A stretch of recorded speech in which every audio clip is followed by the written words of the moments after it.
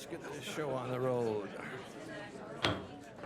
Being 7 o'clock, I'll call the Marathon County Board of Supervisors to order. We will start with the Pledge of Allegiance. Please remain standing because that will be followed by a moment of reflection.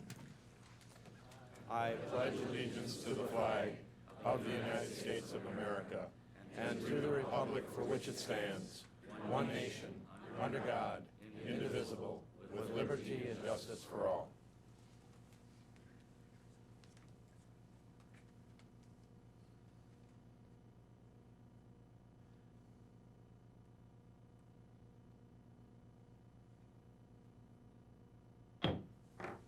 Thank you.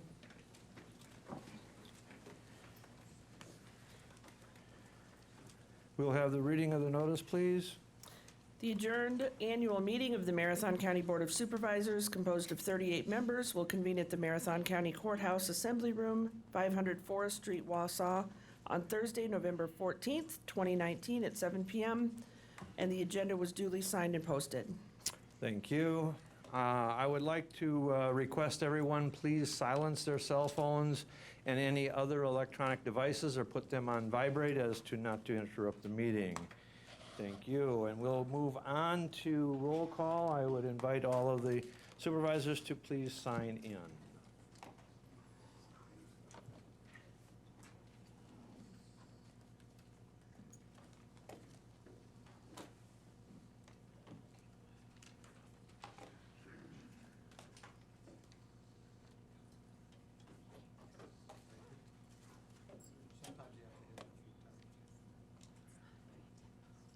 Thank you, and we'll proceed.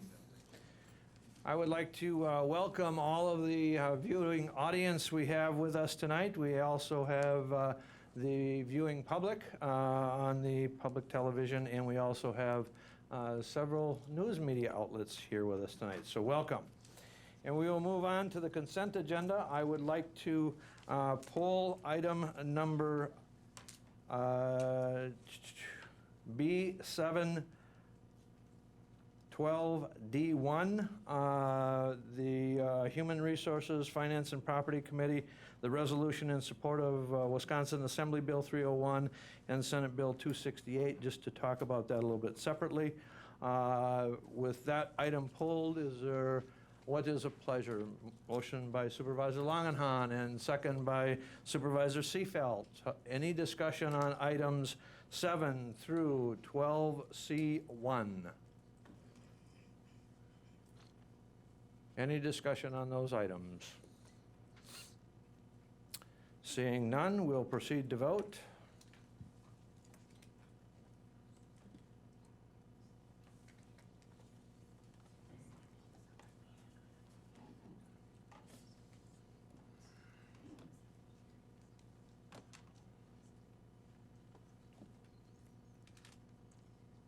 Supervisor Draybeck. If you would please vote and confirm. Thank you, and we'll proceed. And the motion is carried unanimously. Thank you.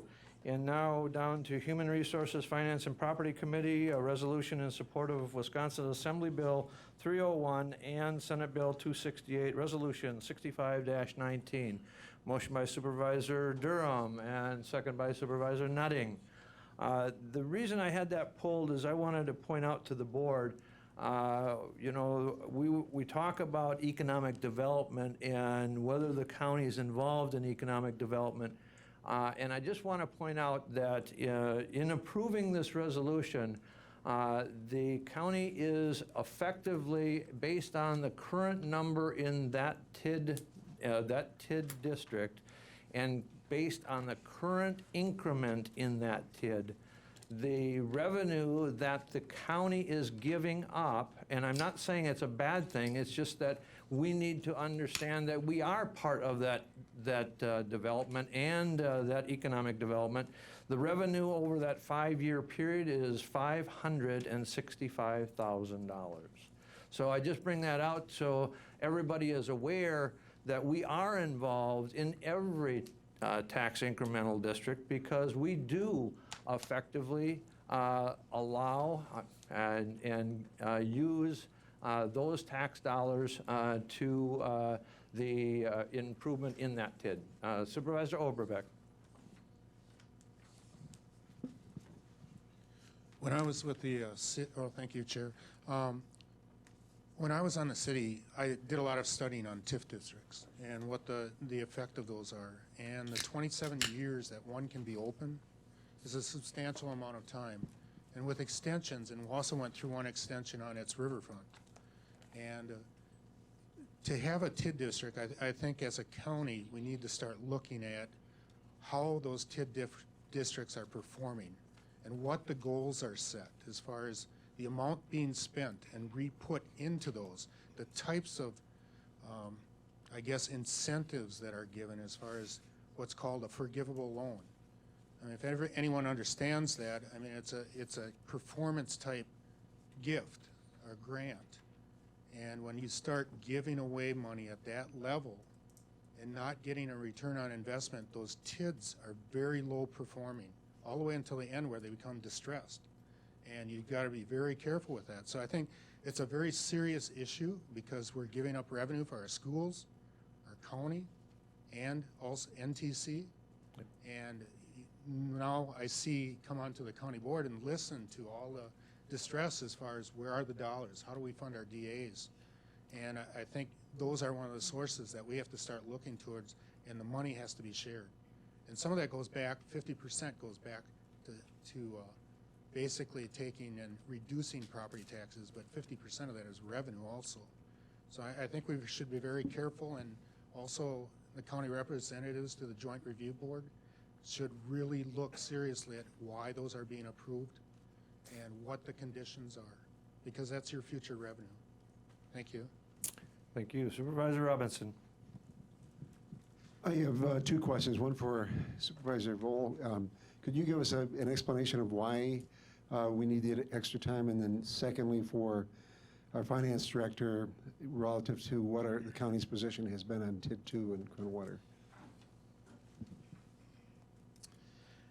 Yeah, so the reason we're asking for the extension is that we finally got the TID to cash flow. We've got some development actually finally going in there after the last 10, 12 years of really not having a lot of development going on.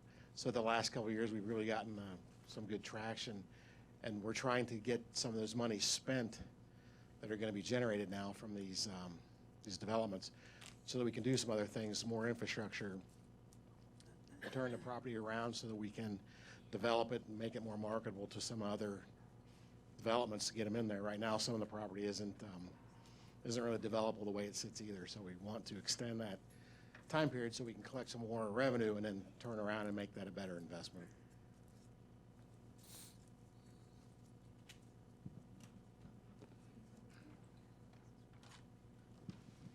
The Finance Committee had talked about this on Monday. They also had a presentation from Emily, who's the Village of Croninwetter Finance Director. And if you take a look at the packet from Monday's meeting, the TID was created in 2004. It's 331 acres. And though it also is adjacent to I-39, includes Maple Ridge exit, I believe, correct? Mm-hmm. So if you picture the exit between Mosinee, Croninwetter, that area is being developed. The things that have developed in it is a JX Truck Center, and I believe also a Timber Creek Apartments and a Premier Glade Apartments. There's also 8 lots, I believe, residential lots that were in that area, and that they're being developed. Outside of the TID district on Old 51, there's also a very large apartment complex that I know is being well established, with people are starting to live in that, and it's really becoming a really nice area. Unfortunate part, according to the Village of Croninwetter, is that it was started right before the recession. So now that the economy is doing better, we have people moving into the area. They'd like to finish some of the development, including some infrastructure and also some trails. Outside of that area, I believe, is where the new pedestrian trail is. Is it in the TID or is it outside of the? It's partially in the TID. It's partially in the TID. And if you've been on that 2.7-mile trail, it's beautiful. It has a nice walkway over the Wisconsin River. So I think just from being actually a village citizen, I live in Croninwetter, and seeing that development, but also from being on Joint Review Board and hearing the presentation from Emily on Monday, they still have the capacity to put some more infrastructure and put some more development in that area. And it seems to be able to continue to generate cash flow for the village and then actually have a higher increment coming back to the county. Okay, any other questions? Any other questions? Okay, the motion is to approve the support for Assembly Bill 301 and Senate Bill 268. We will proceed to vote.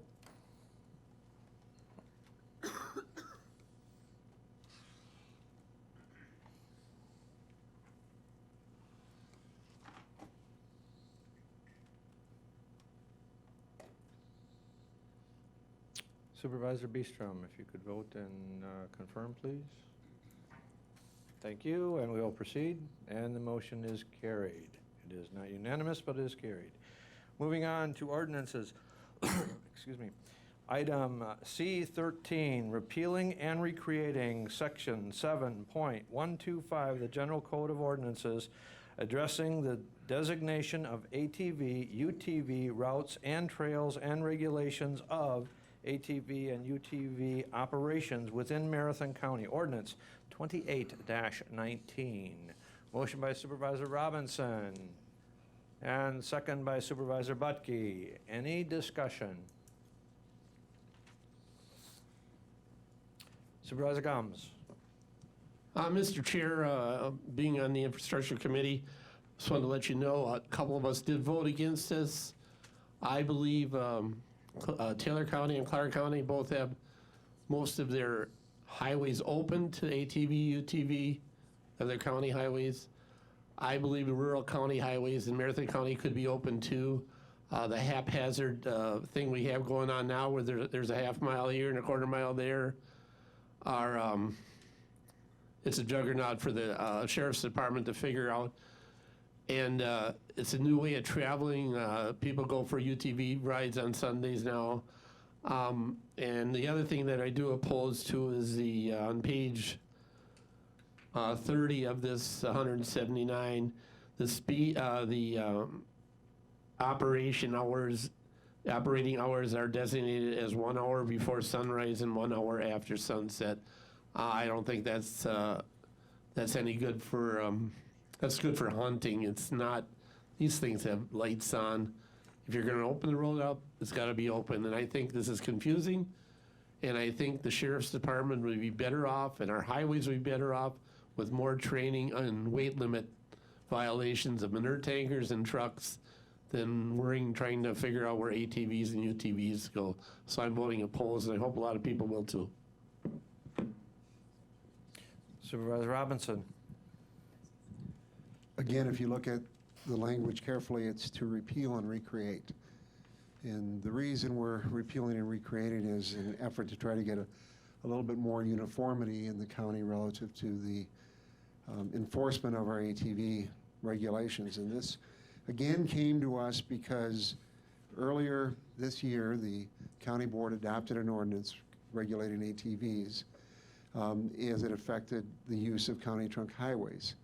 And as part of that process, we set up a screening criteria where you needed to meet certain criteria in order to be considered to be able to use the county highways, out of safety concerns and a number of other concerns. And you needed the support of the highway, you needed to meet the criteria, and then it went to the Sheriff's Department to review it from a highway safety perspective. And what was happening is Jim Griesbach was giving an approval in some cases, and it would go to the Sheriff's Department and it would be denied out of concerns over highway safety issues and the differential and speed and other concerns that they had. And so in an effort to try to get at the root of the problem, there were concerns about how do we go about enforcing it. So you're using the county trunk highway system for a quarter of a mile to connect to all these town roads. Everybody's got a different set of regulations. Makes it impossible to enforce, and the Sheriff's Department said they're not going to enforce it. What we're trying to do here is basically apply our standards that we talked about earlier in the year, and saying that if you want to access the county trunk highway in your township, you must also adopt this ordinance. So we've got uniformity. So the sheriff's department isn't going down Town Line Road and saying, well, you're in the town of X and your speed limit is 45 miles an hour. And you're in the town of Y on the other side of the street and your speed limit's 20 miles an hour. They can't enforce that. And so what we're trying to do is work with them and say to the towns, adopt our ordinance. We'll have one uniform system of regulation throughout the county, and it is more workable, and people will be able to understand that from a user perspective and from a law enforcement perspective. If you don't adopt this, we're going back to the current regulations. And you know what that will mean? It will mean that we will effectively be shutting down the county highway system to ATV use. So if you want to expand it, this is the opportunity to work collectively on a uniform criteria and try to advance that form of transportation in a safe manner. Supervisor Christensen. Excuse me, thank you, Mr. Chair. Is it possible to amend this ordinance? It is, I would like to it strike, is open to amendment. I would like to strike that would be V5, operators not to operate an ATV or a UTV route on any time before or after operating hours. Operating hours is designated as 1 hour before sunrise and 1 hour after sunset. I would make a motion to delete that whole section, please. Is there a second? There's a second by Supervisor Nutting. Any discussion on the motion to amend, removing that whole section relating to operation hours? Supervisor Robinson. That was driven out of concerns over safety. And we've had Officer Connect from the Sheriff's Department heavily involved in this. Sheriff Parks is in the back of the room, but he can correct me if I mistake. But there are concerns about lighting, visibility, not only of the ATV and UTV rider, but more importantly of the traveling public that is traveling at a different speed. And when you start looking at 55 miles an hour or 60 miles an hour or whatever speed they are going, there are significant concerns, and the ability to react is important and critical, and it is important that we regulate those hours because you're not expecting them late at night. This gives them an adequate window of opportunity. If they're hauling things for work, if they're hunting, it gives them adequate time to move safely throughout the system and gives them a little bit of buffer. Removing that creates a safety hazard. Okay, any other discussion? Any other discussion? Supervisor Rosenberg. I have nothing to say, but push my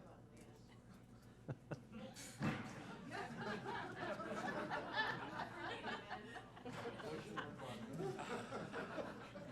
I'm not touching Supervisor Durham.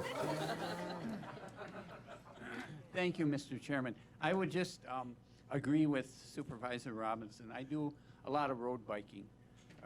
It's a little less every year, but you go biking at night, and you have to have lights on, and they can be bright and so on. But you get hills, you're up and down. I don't like the idea of these ATVs and UTVs out there. And if I do bike at night, I do sometimes, I'm very, very extremely selective where I'm biking. And it's just you come over a hill and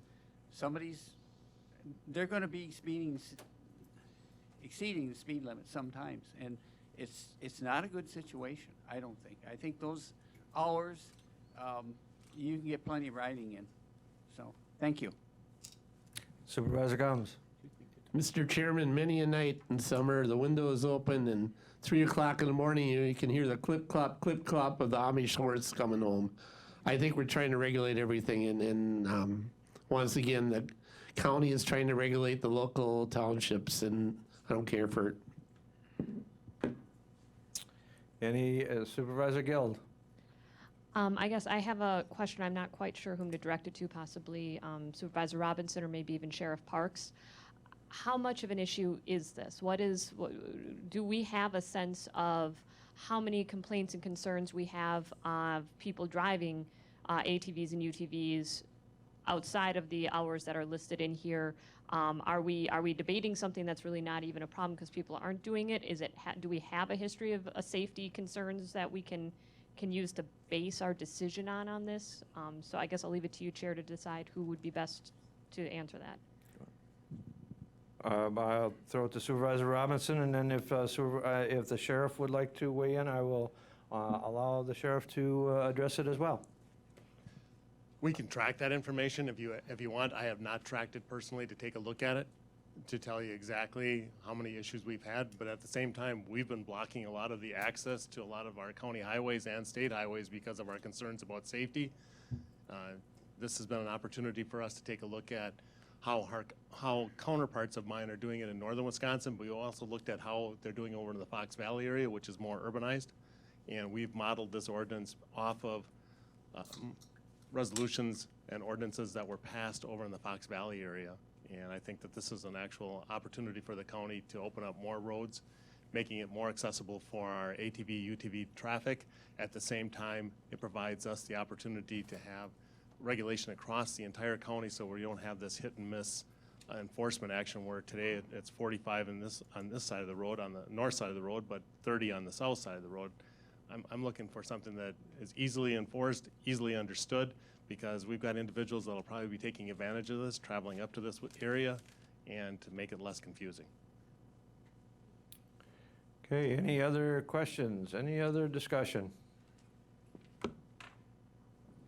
So we are voting on the amendment, so everyone is clear. We're voting on the amendment to remove the restriction of hours of operation from the ordinance, and so it would remove any restrictions on hours of operation. As I read it, it would mean that there would be no restrictions on hours of operation. And that's the motion before you, and I would remove it, a nay would leave it in. Are we ready to vote? We will proceed to vote.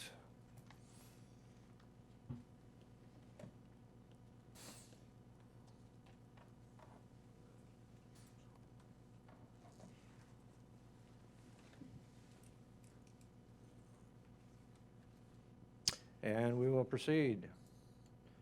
And the motion is failed, or the amendment is failed. Now, back to the ordinance 028-19 as original. Any further discussion? Any further discussion? Seeing none, we'll proceed. Oops, Supervisor Seibert. Now, this does not open up all county highways. It still goes through the county, and the county opens up sections that goes from trail to trail. So, I mean, if we vote yes on this, it does not open up all the county roads. Thank you for that clarification. Any other discussion? Any other discussion? Seeing none, we'll proceed to vote.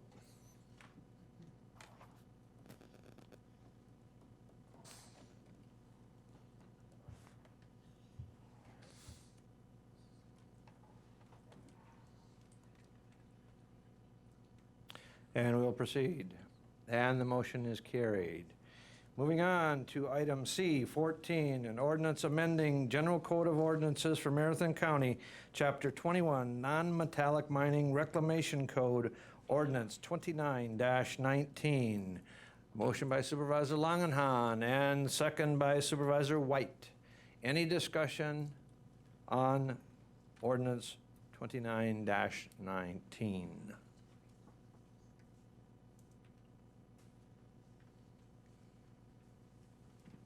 I want to thank the CPZ department for getting out that email to all the supervisors clarifying that the misprinted or mistaken issue that we had in the packet. Any other discussion? Seeing none, we'll proceed to vote.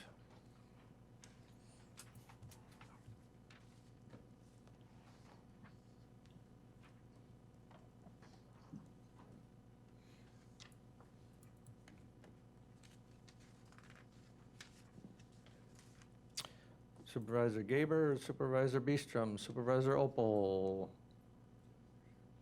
Thank you, and we will proceed. And the motion is carried, excuse me, the motion is carried but not unanimous. Moving on to resolutions, item D15. Adopting a redistricting plan that reduces the number of Marathon County Supervisor districts from 38 to 19, effective as of the spring election of April 2020, Resolution 60-19. Motion by Supervisor Khan, and second by Supervisor Opal. Oh. Is there, Supervisor Lowe made the motion. Is there a second? Supervisor Rosenberg with the second. Is there any discussion? Supervisor McEwen? Thank you, Mr. Chair. At this time, I would like to make a motion to postpone this indefinitely. We do not have enough information on it. Thank you.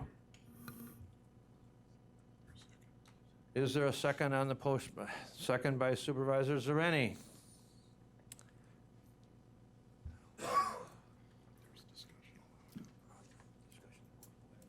Okay.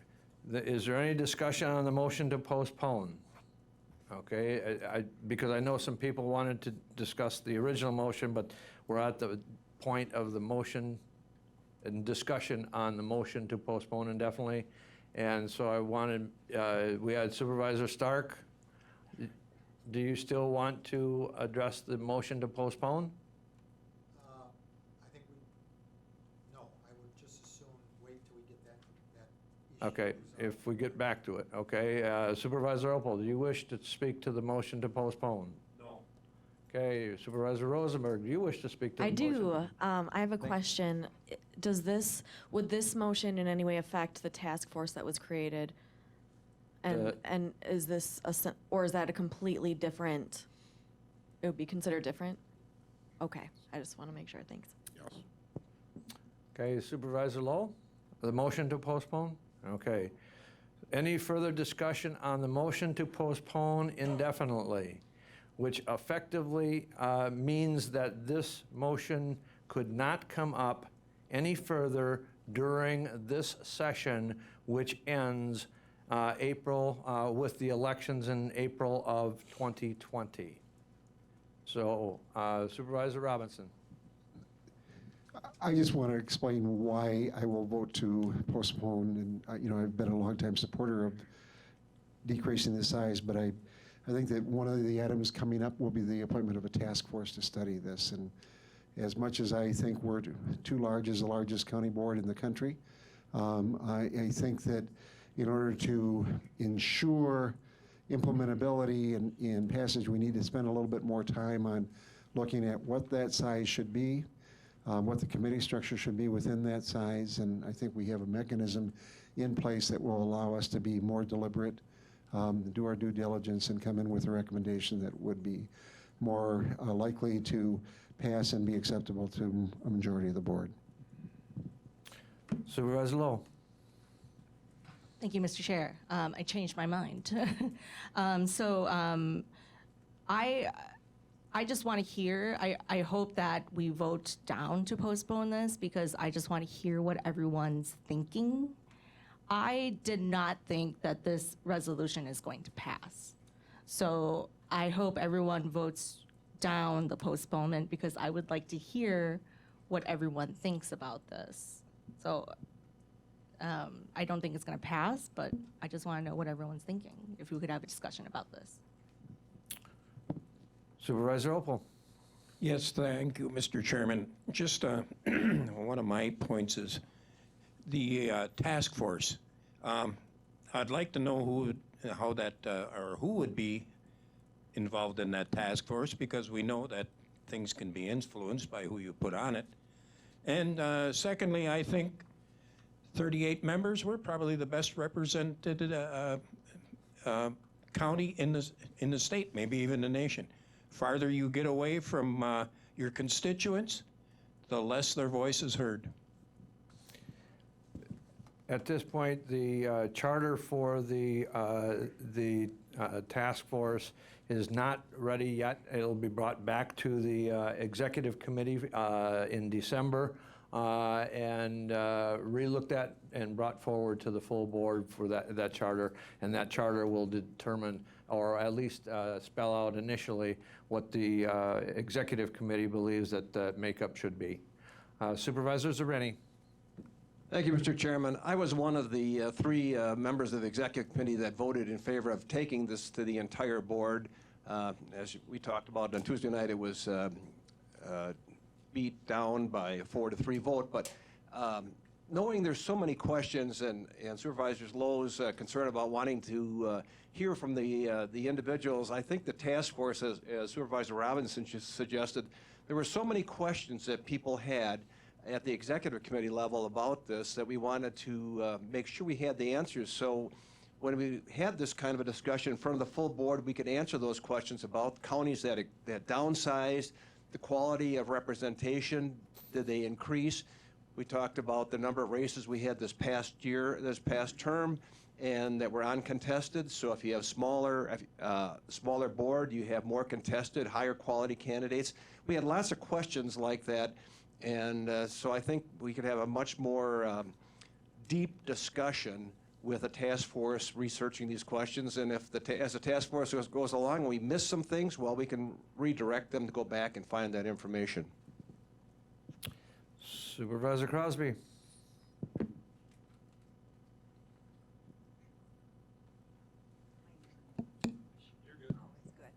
I just think any arbitrary number is one that hasn't been thought out. And to say that we have too many supervisors, that may be very true.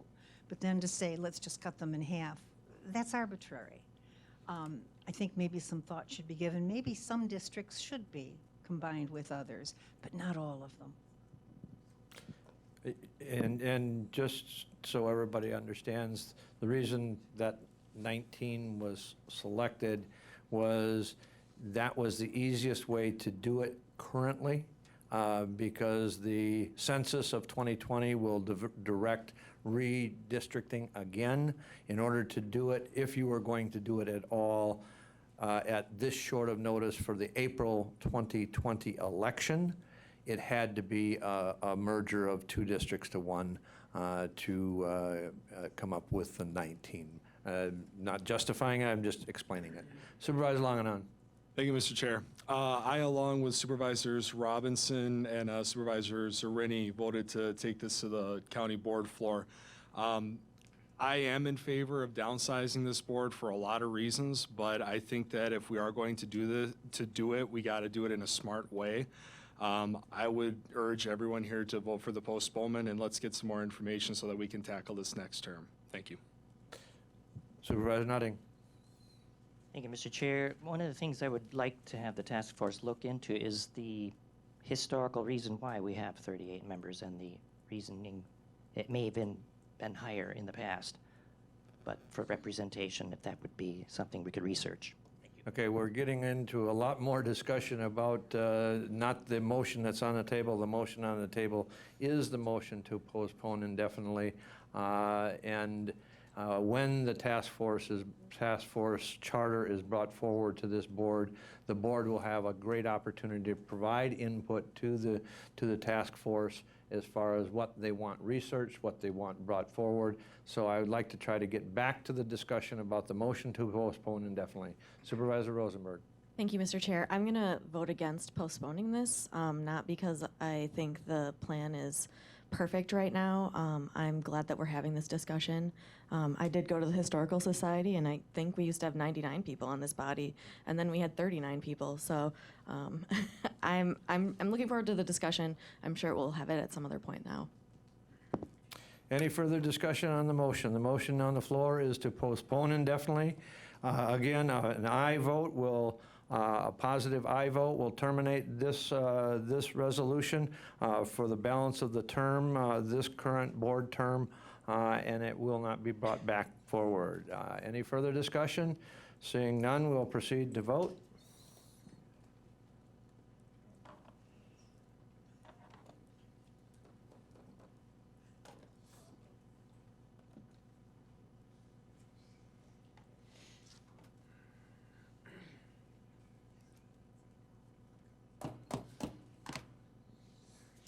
And Supervisor Opal?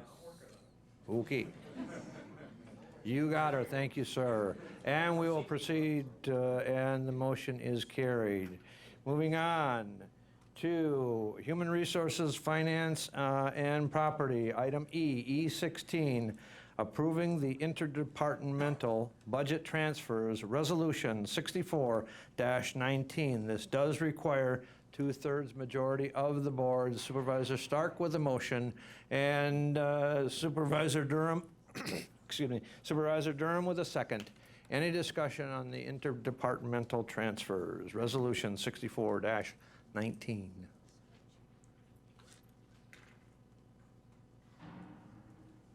Seeing none, we will proceed to vote.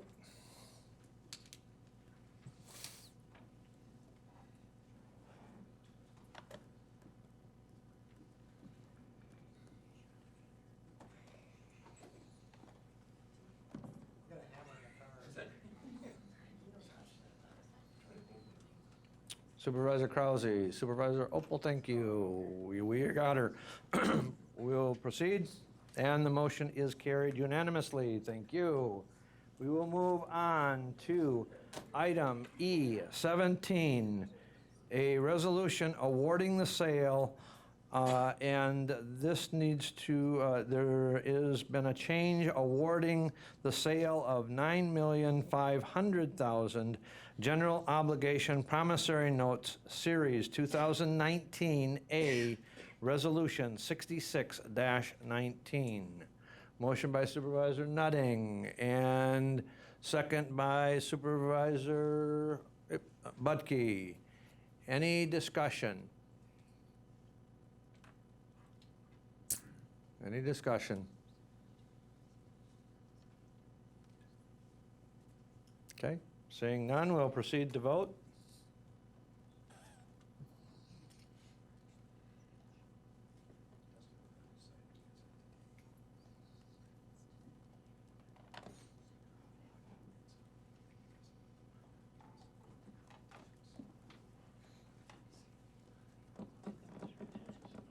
And we will proceed. And the motion is carried unanimously. We're moving on to item E18, Budget and Property Tax Levy Resolution, Resolution 67-19. What is the board's pleasure? Motion by Supervisor Christensen and second by Supervisor Nutting. Supervisor McEwen. I will tell you that I had a call from Supervisor Boots. He wants to, he watched the whole meeting the other night. He was out of town, and he wanted this letter read, and so I asked him and directed him to forward his letter to the Vice Chair, the Chair of Public Safety. He wanted that read to the board before we start discussing any amendments to the budget. So Vice Chair McEwen. Thank you, Mr. Chair. It's a quite long email. It's 4 pages, so. But it starts out, I would like to start out by pointing out other examples of partnerships we at Marathon County have currently with various entities. The City of Wausau Joint Parks Department performs works in the city parks and counties and park forests. If the city would come to us and say we're no longer going to fund park work in the city, would we step up and subsidize the city's obligation? On the Highway Department, the Highway Department performs maintenance and snow removal on state highways based on agreements we have with the state.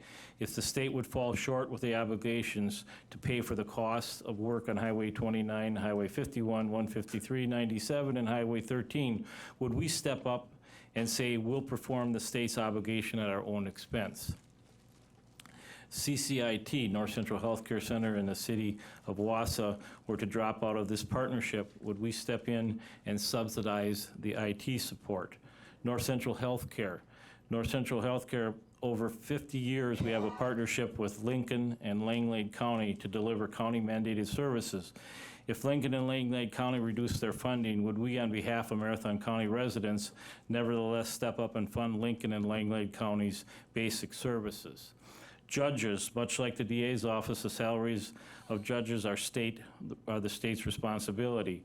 We have already supported having another judge and would need to furnish support staff if the state would provide one.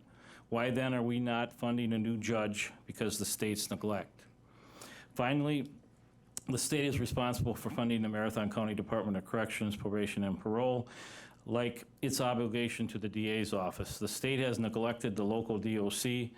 The agency is woefully understaffed, and its agents are underpaid.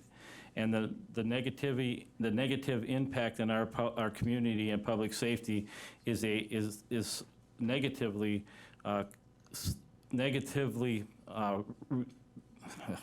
start over. That negative impact our community's public safety in a meaningful way. Are we going to allocate Marathon County resources to counteract the state's neglect? What is Marathon County's obligation to the state when it pertains to the DA's office? The county's obligation is to provide material supplies, equipment, services, and facilities that are adequate and significant. The state is obligated to fund the salaries of the district attorney's office and other state employees in the office. Please note that the state has not only neglected its responsibility relative to the number of attorneys in the office, but the salaries it pays the staff is disgraceful. We are responsible for paying county employees an appropriate wage and ensuring county obligations are met. The state's responsibility is for state employees' pay and state staffing. If we chose to take on state obligations, we will neglect our own. We will further neglect our own employees in 2020 based on the increased costs of health care we are passing on to our employees. Many will effectively make less than they did in 2019. Each position we add, particularly those positions that are state obligations, is further neglecting our county. The fact that we should not fund additional prosecutor positions does not mean that we should do nothing. There are correct avenues that this board can pursue to ensure the DA's concerns are heard. Continue to advocate for new staff and pay progress for the DA's office. Encourage the DA and other judges to seek special prosecutors. Pursue appointments for special prosecutors. Make formal requests to the local judges and state DOA. Seek public service special prosecutors. Direct administration to undertake a comprehensive study of the support staff we are providing the DA's office. We have added two new positions. We have added new positions in 2018 to the DA's office, a IT specialist, and in 2019, a diversion program assistant, and we will upgrade 2 positions in this budget. We should meaningfully have a study if this is adequate and sufficient support for the prosecutors that the state has provided our residents. If not, we should increase our staff to meeting our obligations. If it is, we should continue it, but we should not add support staff that beyond the needs of the prosecutors that the state has supplied. Hastily taking action at this time is not pertinent. It is not physically responsible. We should not do it. In June of 2017, by a resolution, this board asked the state to step up and fulfill its statutory obligations to provide adequate attorney staff. We expressed that would allow us to use those funds for county-funded staff.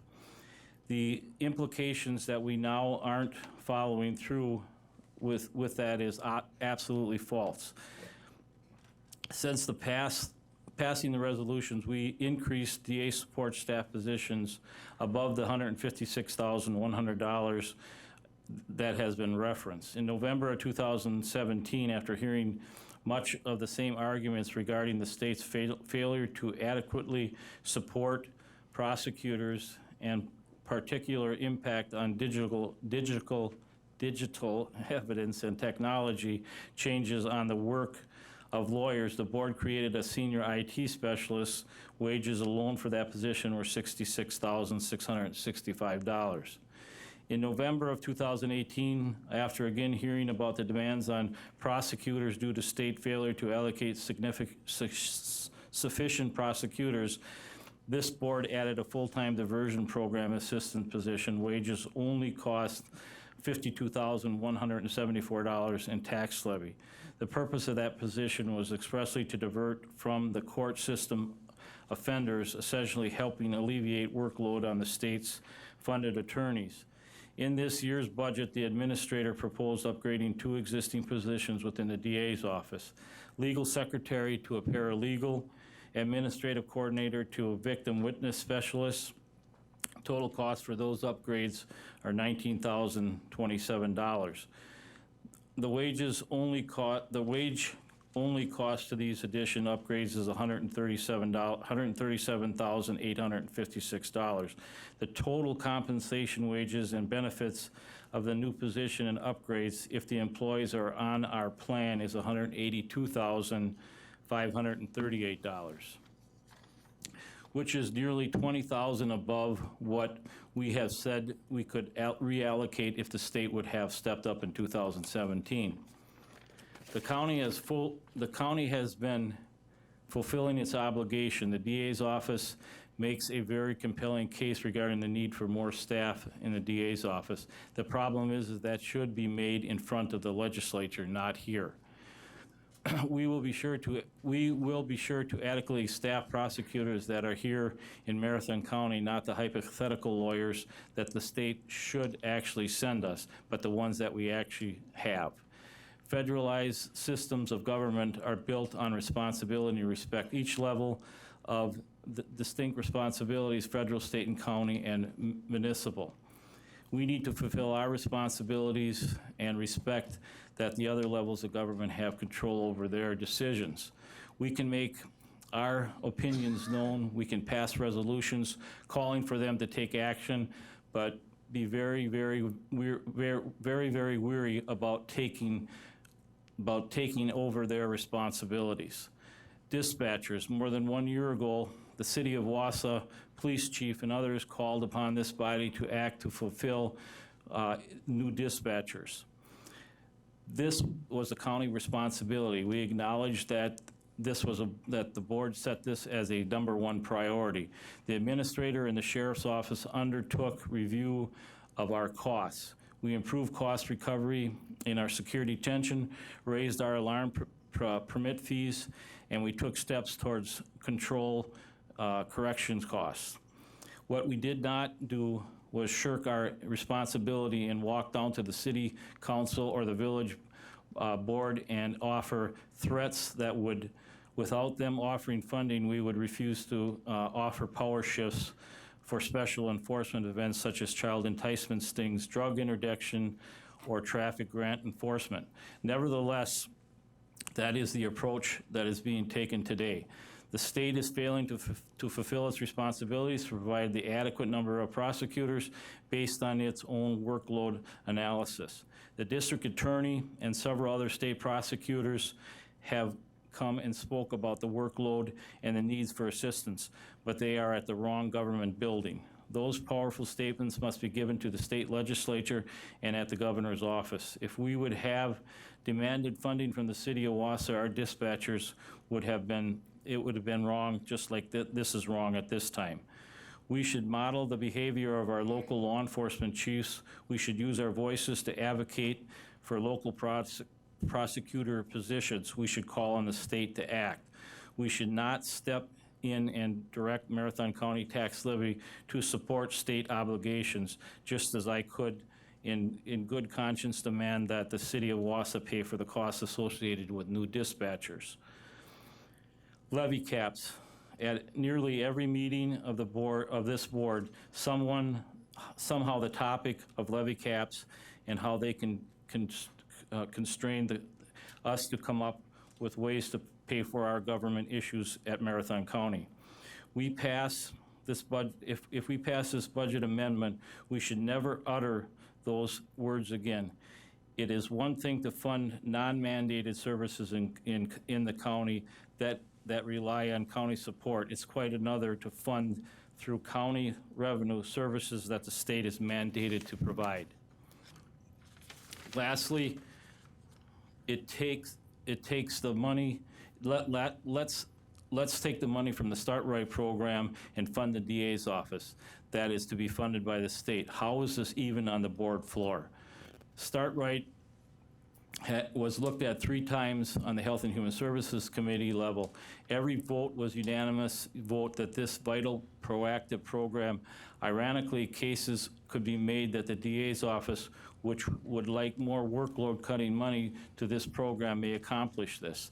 Standing committees are tasked with making informed decisions on specific programs and monies needed to fund these programs. Making an amendment to on the final hour to take money out of one of our programs at one standing committee level and fund another program at another standing committee level is both irresponsible and not how this large committee level run board is intended to govern. This request was denied by Public Safety Committee level. Start Right passed 7-0 vote at the Health and Human Services Standing Committee. If the DA's position is going to be funded by county, taking it from Start Right is not a good option. I would like to thank you for your time and apologize for not being at the meeting. I had to make a hard decision between family and obligations for the county board. Thank you. Now, after I had read this email, and I did speak to Supervisor Boots, actually, I have a proposed resolution that I was going to come up with to not take the money from Start Right, but I looked at another large budget item, which was North Central Healthcare. I did mention that to Supervisor Boots, and he asked me that I should not do this. He wished I would not do this. And I asked him why, and he said, well, you would be doing the same thing as the original amendment was doing, taking money that is county revenue and giving it to the state. And at this point, I am not going to move that resolution forward. I'm going to, I do agree with Supervisor Boots and all the things he said in this very lengthy, these letters. I do, one point of the letter, I think it would be a good thing if we would go back to directing the administration to undertake a comprehensive study of the support staff we are providing to the DA's office and the entire criminal justice system. I think that would be a good step, but I agree with Supervisor Boots that it would be ill-advised to take county revenue money and support a state position that should be supported by the state. So thank you. Supervisor Crosby. I just got to thinking that if we had a couple in Wausau that had children and found that they had some very large debt that they had to pay, and they decided the only way they could do it was to stop feeding their kids, stop taking them to the doctor, we would arrest them for child neglect, wouldn't we? And that's what the law department is asking us to do. They're asking us to do something they'd arrest themselves for. Supervisor Seiler. Thank you, Mr. Chair. This I'd like to direct to Vice Chair McEwen. With all due respect to the communication from Supervisor Boots and your opinion, if in the past the county has supported positions, and with what we heard the other evening, the 2017 resolution, I find it really hard to that all of Supervisor Boots' point are valid, because we funded this in the past. And we all know that the state is not doing what they should. In 2018, I attended a county officials workshop, and the speaker started out by sharing with us that the budget is the most honest demonstration of what a county really cares about. And think about that. the most honest demonstration of what a county really cares about.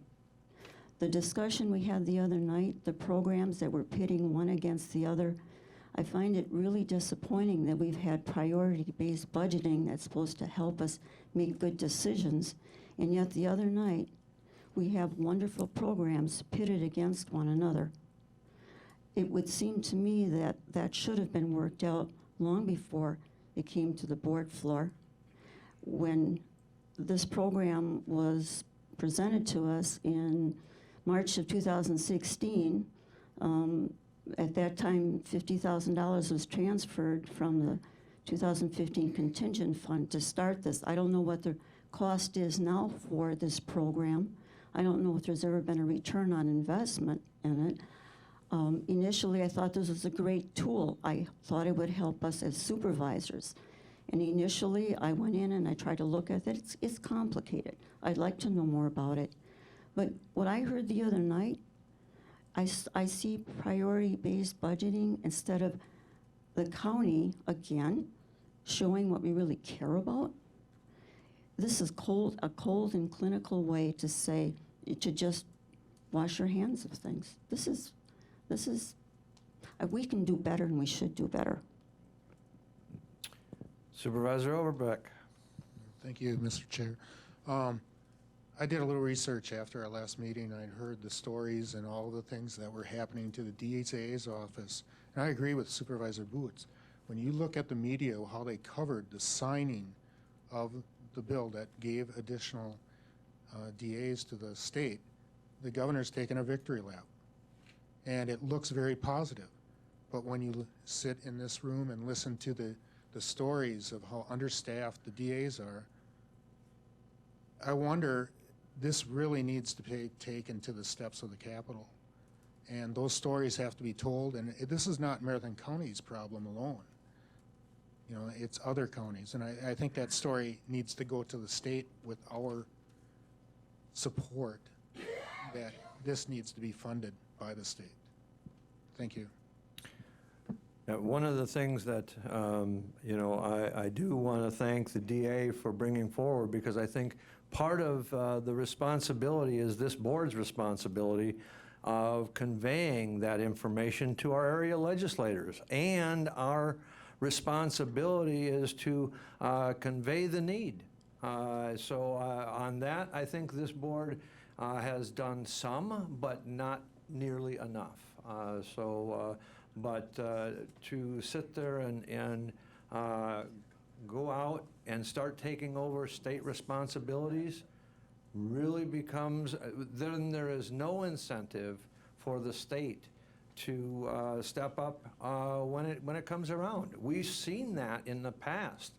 And maybe the issue was we did fund those district attorneys in the past. But at the same token, the state finally stepped up and recognized that the 2.5 positions that the county was funding on a tax levy, and you got to understand, the other thing is that the state levies levy limits on top of us. They control the purse strings. They control literally the amount of dollars that we have to work with, and yet we're supposed to take dollars that they've already limited us with and then turn around and take over a state responsibility. To me, that makes no sense. Supervisor Stark. Thank you, Mr. Chair. I'm a little confused because I thought that the discussion here was on the tax levy resolution, and we've morphed into actually addressing issues that are being considered in the amendments. And I guess if we're starting to talk about the amendments, I'd like to talk about the amendment that I'm proposing, if that's fair. The floor is yours right now. All right, so You can make a motion. You've echoed. May I make a motion to the amendment proposed is amendment number 1 of the proposed budget. Do I need to read? All right. No, you don't need to read it. I think it's in the packet. Everybody knows that it's $156,100 from to fund the additional legal secretary, and State of Wisconsin Assistant District Attorney. Is there a second? Second by Supervisor Zareni. Any discussion? The motion, you made the motion, Supervisor Zareni made the second. Now we'll go on to discussion, and now we have Supervisor Krause with the floor with discussion. Yeah, I was just wondering, I've got 2 points. I'm just wondering, where is the $156,000 coming from? And then secondly, I guess I disagree about the state's responsibility. I'm not totally disagree, but I'm thinking our crime situation isn't affecting the state. It's not affecting them in Madison, it's affecting us here. I think if the state is not going to help us, I think we should help ourselves. We need good, safe public safety here. We don't need more crime. We don't need overworked prosecutors who quit with a revolving door situation, which even is more, it's irresponsible that we allow this to happen. And if the state abdicates some of and channels this monies to Milwaukee for another prosecutor or whatever, I think we need to take care of ourselves. The state may come around, do something different next year, in the next year's budget, but we need to help ourselves now. And also, I think we should send a letter to the state to let them know how disappointed we are with what they've done. Thank you. Answer your first question. The first question was, where is the $156,000 coming from? It's coming from Start Right. As the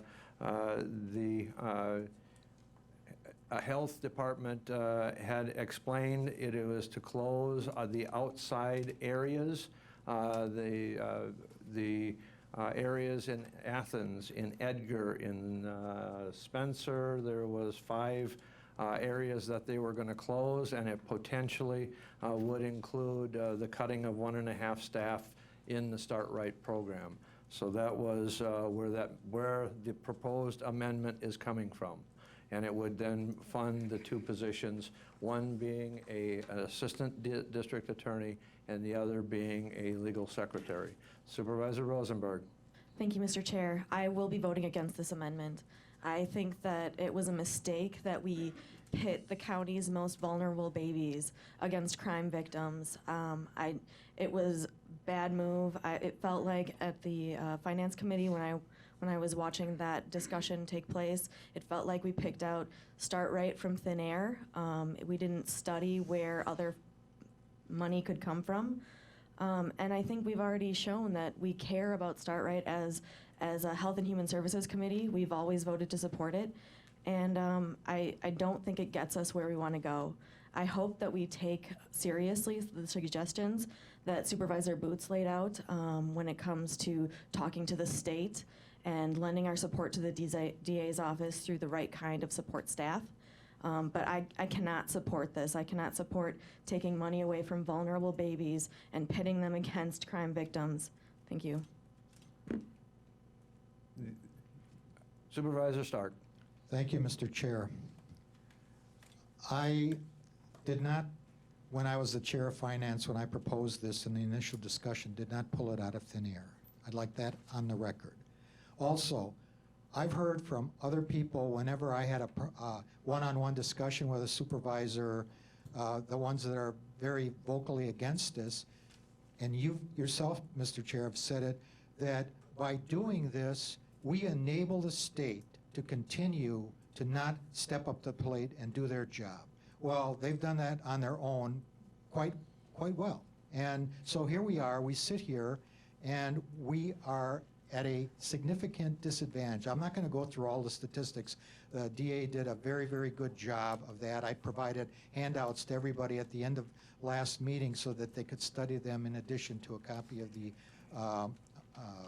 proposed amendment to the budget. And I would also like to point out that we profit, and not profit, we contract with nonprofits, all right, to do stuff. Start Right's one of them. I'm not saying that that's a bad thing. I'm not saying we cut the whole program. What I'm saying is we looked at that, and that was one that after I did significant study of the data that's available, there's a lot of stuff that was talked about, banded about, that they're based on statewide statistics, and if you do your more diligence, you find out that they don't drill down to the Marathon County level. So you can't relate a 25% reduction here or there at the state level. They don't capture those statistics down to the county level. If they do, nobody's provided them to us or nobody's asked for them, and I have. And another very important point is in the district attorney's presentation, they referenced what their core responsibilities are, the fact that even this year we have like 26 new felony cases in just 1 year that the staff is struggling to work with on top of their regular day-to-day stuff. And that there are a whole host of programs that they do that I'll say in a way are gratis, but what they are things that significantly impact the welfare and safety of this county. And the DA mentioned that if they had to revert to just their core responsibilities, which they are treading water to do, they might have to walk away from drug treatment, OWI, domestic violence compliance. The whole list was in that document that I shared with everybody. AOA partnership, child death review, overdose fatality review, sexual assault intervention, sexual assault review, child advocacy. These are all things that, guess what? We make the argument here, these people are paid by the state. Guess what then? They're state employees. Then why are they doing stuff for the county that benefits just the county? They could say, you know what, that's not my job, man. But they don't. They stand up and they say, you know what, I live here, I love this county, I love this community, and I'm gonna do things over and above what I'm mandated to do because this benefits the people in this county, it benefits their safety, it reduces expense by having less people in jail, all of these things. So how about I propose this as another way, I'm not changing the amendment, but another way of looking at this?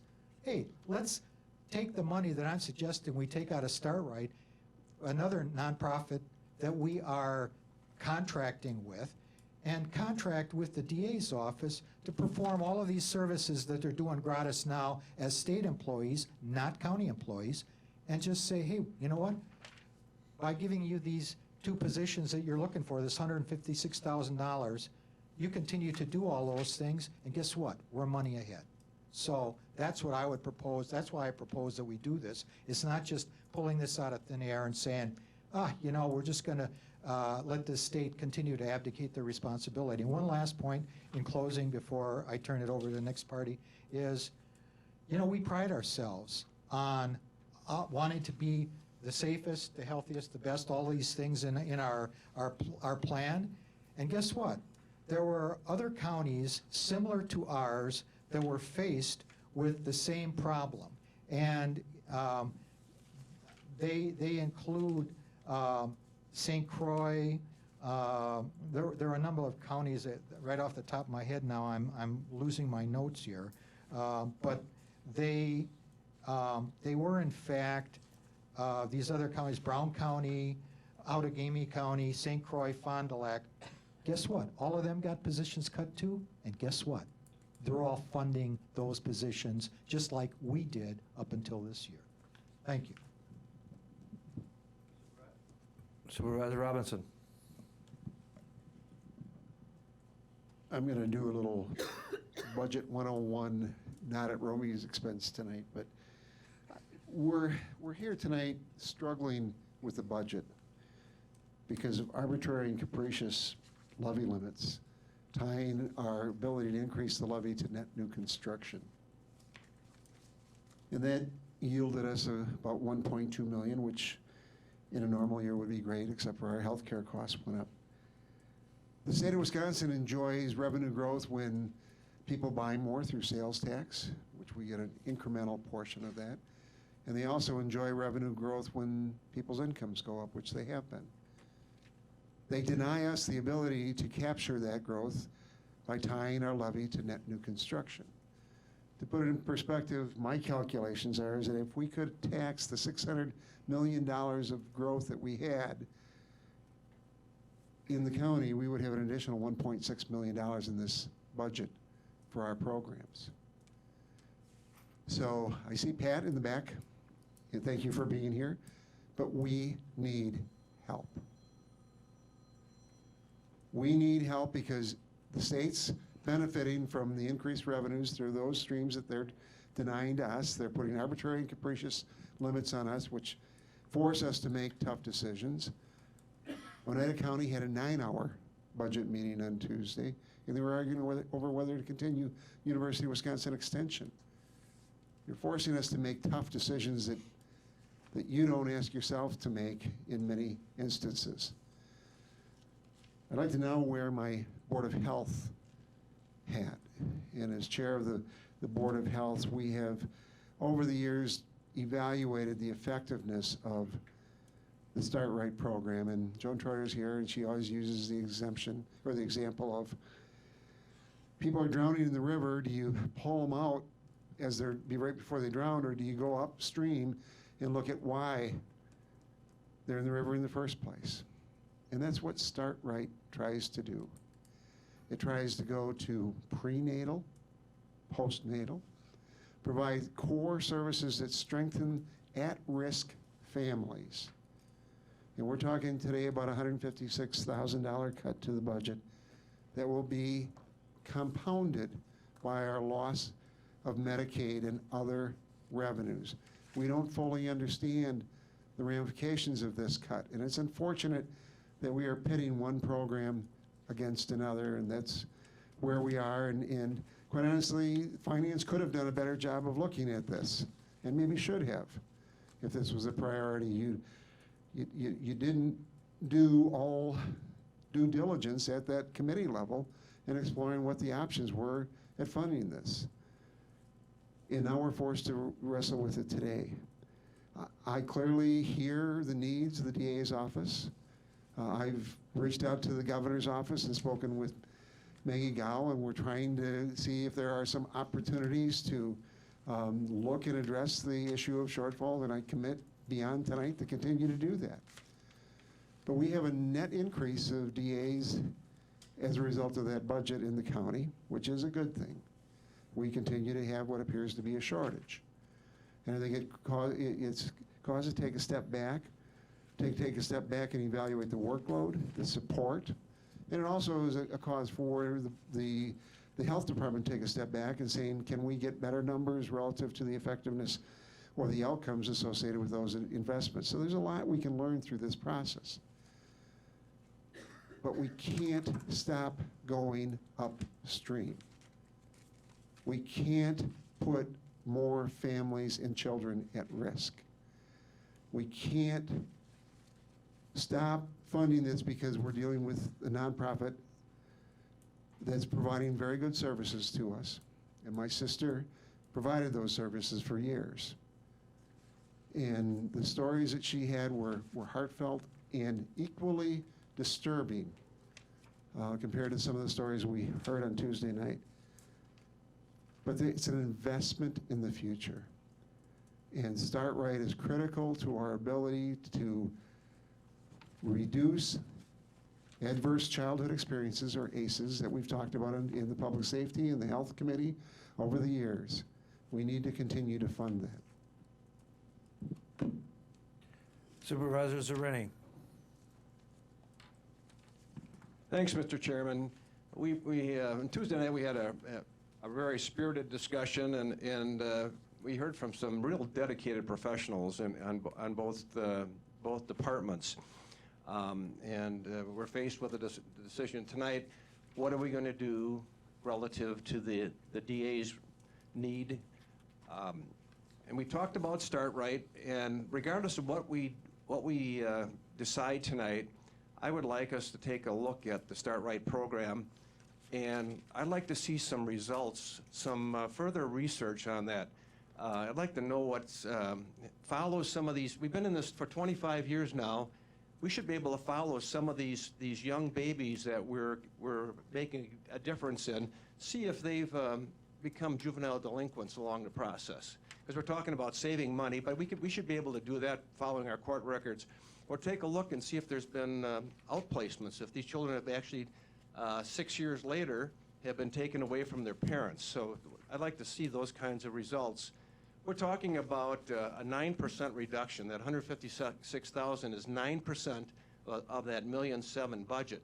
But yet, when I saw projections on this sheet, that the presentation, I saw numbers that were greater than a 50%. They were going to see 50% less people, our babies, and I'm having a hard time equating the numbers in that area. And listening to Supervisor Boots' comment about in his analysis, I would think, and clearly Supervisor Stark touched on this, there's a number of things that are done on a discretionary basis by this department that they wouldn't have to do. And we want to start adding dollars here and not doing the drug court, not doing the OWI court. All of these things have impacts, financial impacts on this county. So if we want them strictly to do what their state mandated services are, we can do that. But we just realize there's going to be cost. It's like the Fram oil filter, pay me now or pay me later. You can say the same thing about the Start Right program too. So we have to make some difficult decisions, but clearly I believe if we make this investment in the DA's office, we need to do all the things we talked about doing and holding the state accountable and having more of us as individuals contacting our representatives to get that message to Madison. But in the meantime, if we make this decision, I think we have to ask Teresa to give us some documentation as to what difference this made. So we can look at this a year from now to see if we move cases through the system much faster. That story that we had on Tuesday night of having somebody spend 200 days in the jail before they have their hearing. We know about our overcrowding situation. We know how much it costs for these inmates. We've had to ship these inmates out, and we've had the jail problem. So what I think they can give us a demonstrated impact of the additional staffing. I urge you to vote for this. Thank you. Just to answer one of the questions, Supervisor, is there any, you mentioned the question why it doesn't equate out as far as the numbers. I think you have to look at, there's 3 different programs that Start Right runs. There is the prenatal, and then there's also the program that is run as far as the interaction program in the 3 different areas in the rural, or 4 different areas in the rural area. And that 448 children are in those areas that would be closed. So that's why the 156,000 decline or decrease would affect that many. I appreciate that, but unfortunately, the slide that she had on her presentation shows the same numbers in those play and learns, closing some locations, but in both of them, they're going to serve 244 adults and 445 children, so there was no difference there. Okay, next is Supervisor Oberbeck. Thank you, Mr. Chair. I've just got one question or asking for a clarification. When we do the $56,100, those are county dollars. They're going to fund a state position. Does the employee become still state employed, or is it county employed? I'll let Corp Counsel answer that. That's a legal question. My understanding is that it would support a contract for a state employee. Supervisor White. Thank you, Mr. Chair. I have a couple questions. I apologize for my ignorance in being a newbie here. So, the 2019 budget surplus, if there is some, I understand there is. How much is it? I would assume the finance director would be able to. Well, the final number will not be known. I understand it's not until fixed. it's audited, and we will not. And that number rolls over into CIP 2 years from now. So we really don't even know what that number is, because we haven't closed out the books for 19. I understand that. The other issue is there is the reserve fund that currently exists. And there is, I assume there's some undesignated reserve fund that is discretionary that the county can spend. Is that correct? You could. We already have, in this case, we've spent down over 2-point-some million dollars, 1.6 million to fill a gap that was 2 years ago in the budget, 600,000 that was already in this year's budget for the out-of-county placements that cannot be bonded for the jail repair.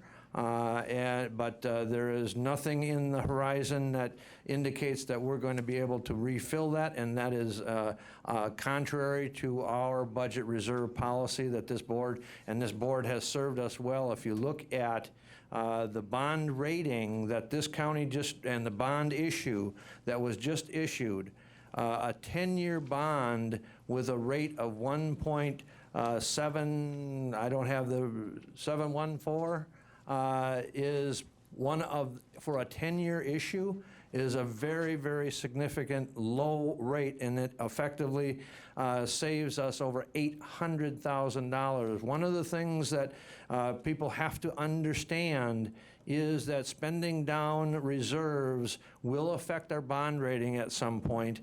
And Moody's looked at our fiscal policy, at our reserve policy, and rated Marathon County AA1, which is the best that we can do with the population that we have in this county.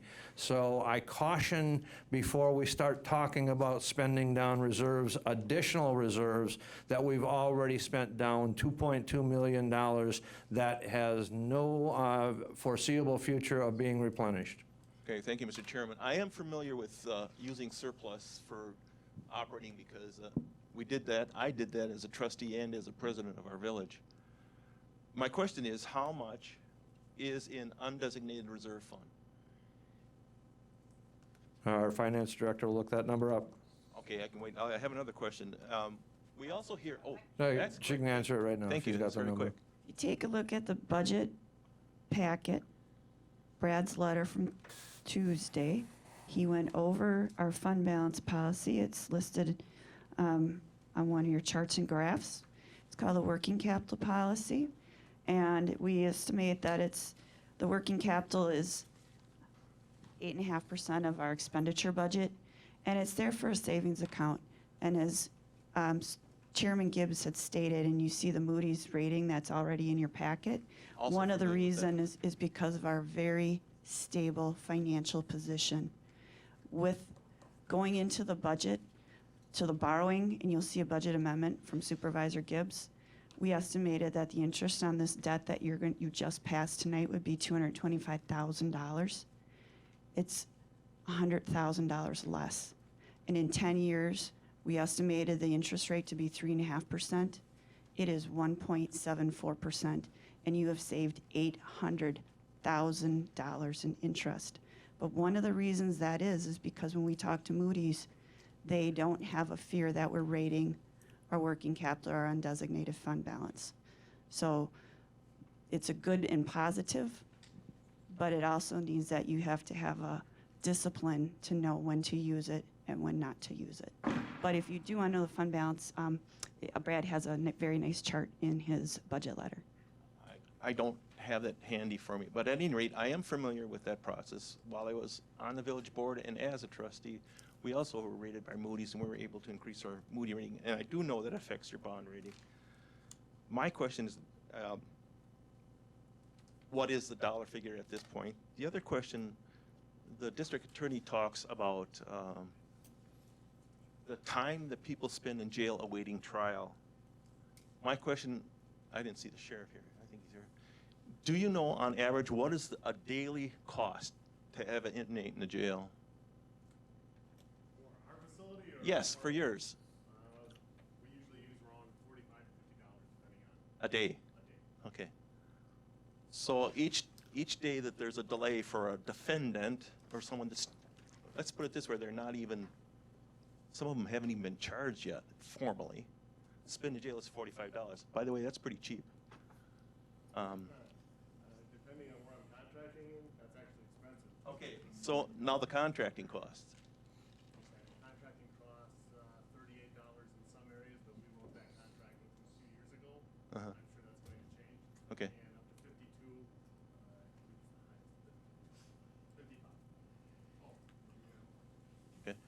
That's all right, I can hear. I have my hearing aids turned up.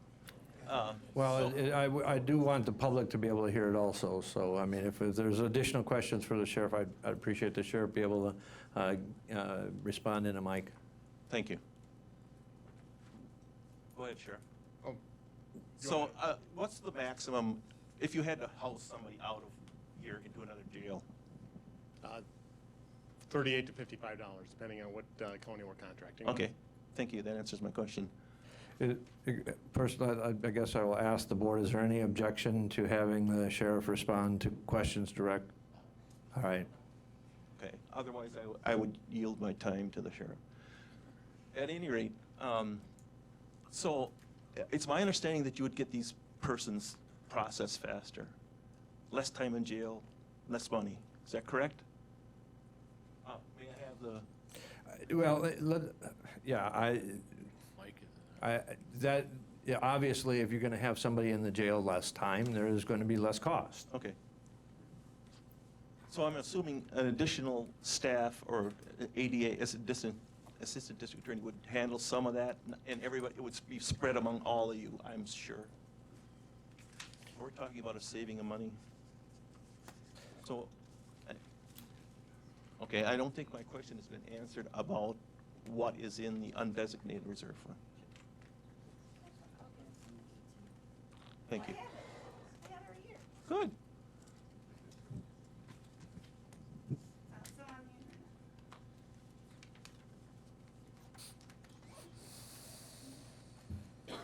Look it up, I have to put reading glasses on and we'll get right back to you. So if you want to keep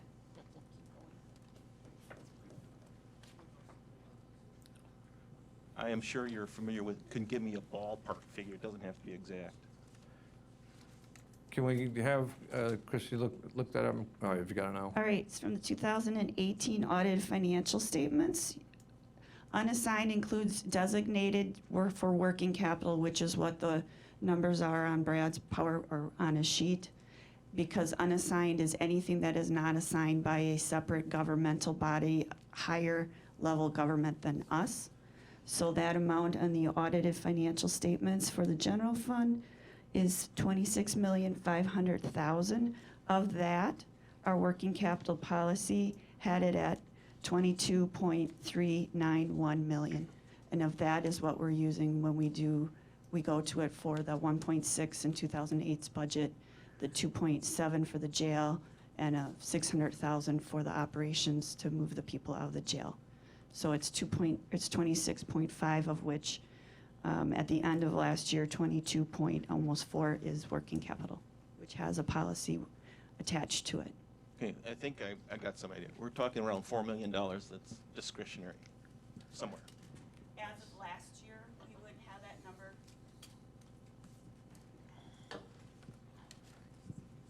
As of last year, and if you take Brad's page from fund balance, and then you look at the CIP balance, what happens with that money that we don't designate internally by county policy, that $26.5 million, at 2018, that audited $26.5 million number, we pull off working capital and anything else, and that is the money that you are using to pay for the 2020 CIP funds. So the money that's the county's money, not tax levy, is the money that is used to pay for your capital improvements fund for this year. And Brad also has that in his letter on one of the additional pages. So most of that 26.5 is working capital, which has a policy attached. Anything that's undesignated after that rolls from 18's audited financial statements. That number becomes your funding for your CIP in 2020. And that also is a chart in there. So it's close to what's added up. There's a few additional designations that are probably not listed and I can't think of off the top of my head. Okay, thank you, Mr. Chair, for indulging me. I have no further questions. I just wanted to make sure that if it was possible and if there was money to use the reserve for this. Thank you. Supervisor Stark, or Supervisor Seibert. Thank you, Mr. Chairman.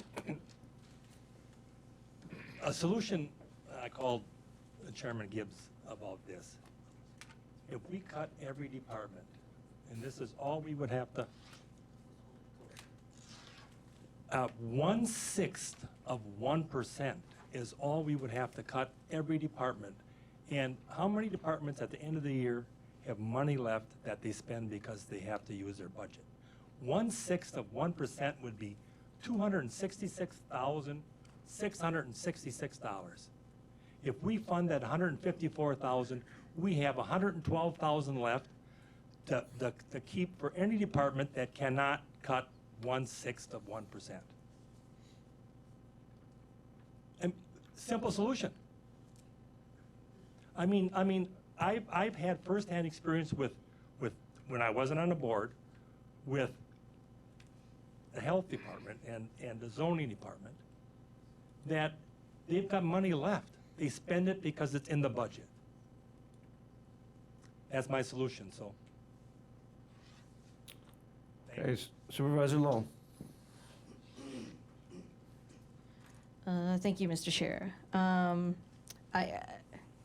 not okay with cutting money from the Start Right program. I mean, these are, like we said before, these are our most vulnerable, poverty-stricken newborns and their families. I'm not okay with that. We have to find money elsewhere. And I agree with Supervisor Boots, what he said, that this is the state's responsibility, and to move county funds into a state position doesn't make sense. But it also sounded like there was blame that was put on the current administration, state administration, and our state legislature is still led by the same leaders that were there in 2017, as Supervisor Boots said in his letter. So let's put the blame where it really belongs, and it's not our current governor. I find a problem with that because the current governor has written in his current budget to, and we have 1+ position now in the DA's office. So let's put the blame where it really belongs. There was a lot of resentment that I heard on Tuesday. We all recognize and know the work that the DA does for our county, and we know that nationally there is a need for more attorneys all over the United States.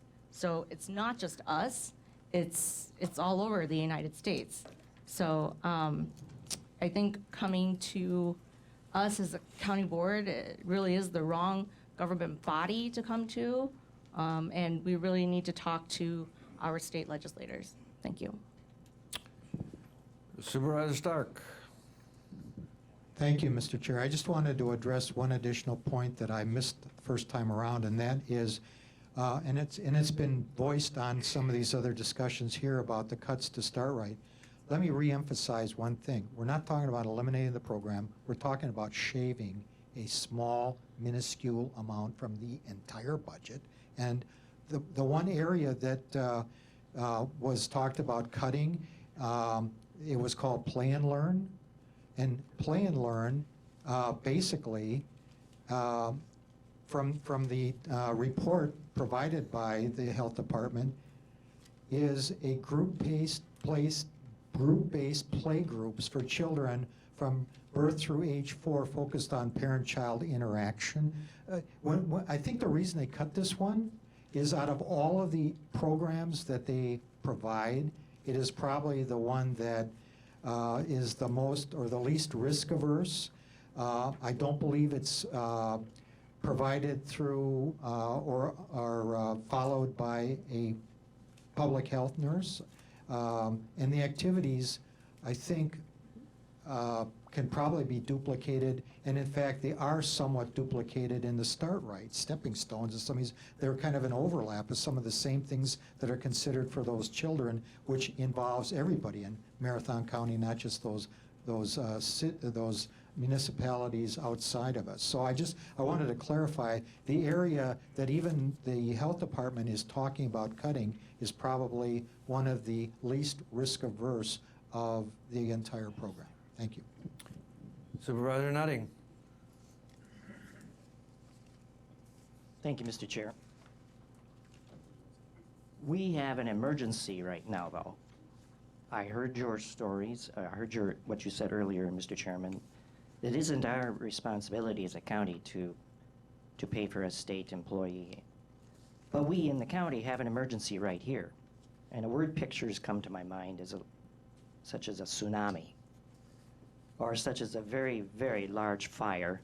And each of these individuals who stood up before us this past Tuesday have their fire hoses pointed on that huge fire, and it is hardly making a dent in it. We need to add another, figuratively speaking, fire hose to that. But we have this emergency that we could help alleviate, not eliminate, but help alleviate here. And I think we need to do this because the emergency is now. The Start Rate program and all these other programs that we appreciate is doing a very good thing, but it takes a long time.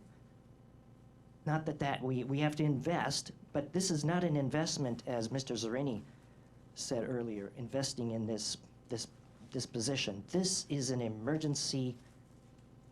It's not an investment. It is a need to deal with right now. And that's where I'm coming from, sir. Supervisor Zhang. Thank you, Mr. Chairman. First and foremost, I would like to use the opportunity to thank Supervisor Stark for the amendment, along with the district attorney and the assistant district attorneys for their presentation and their comments on Tuesday.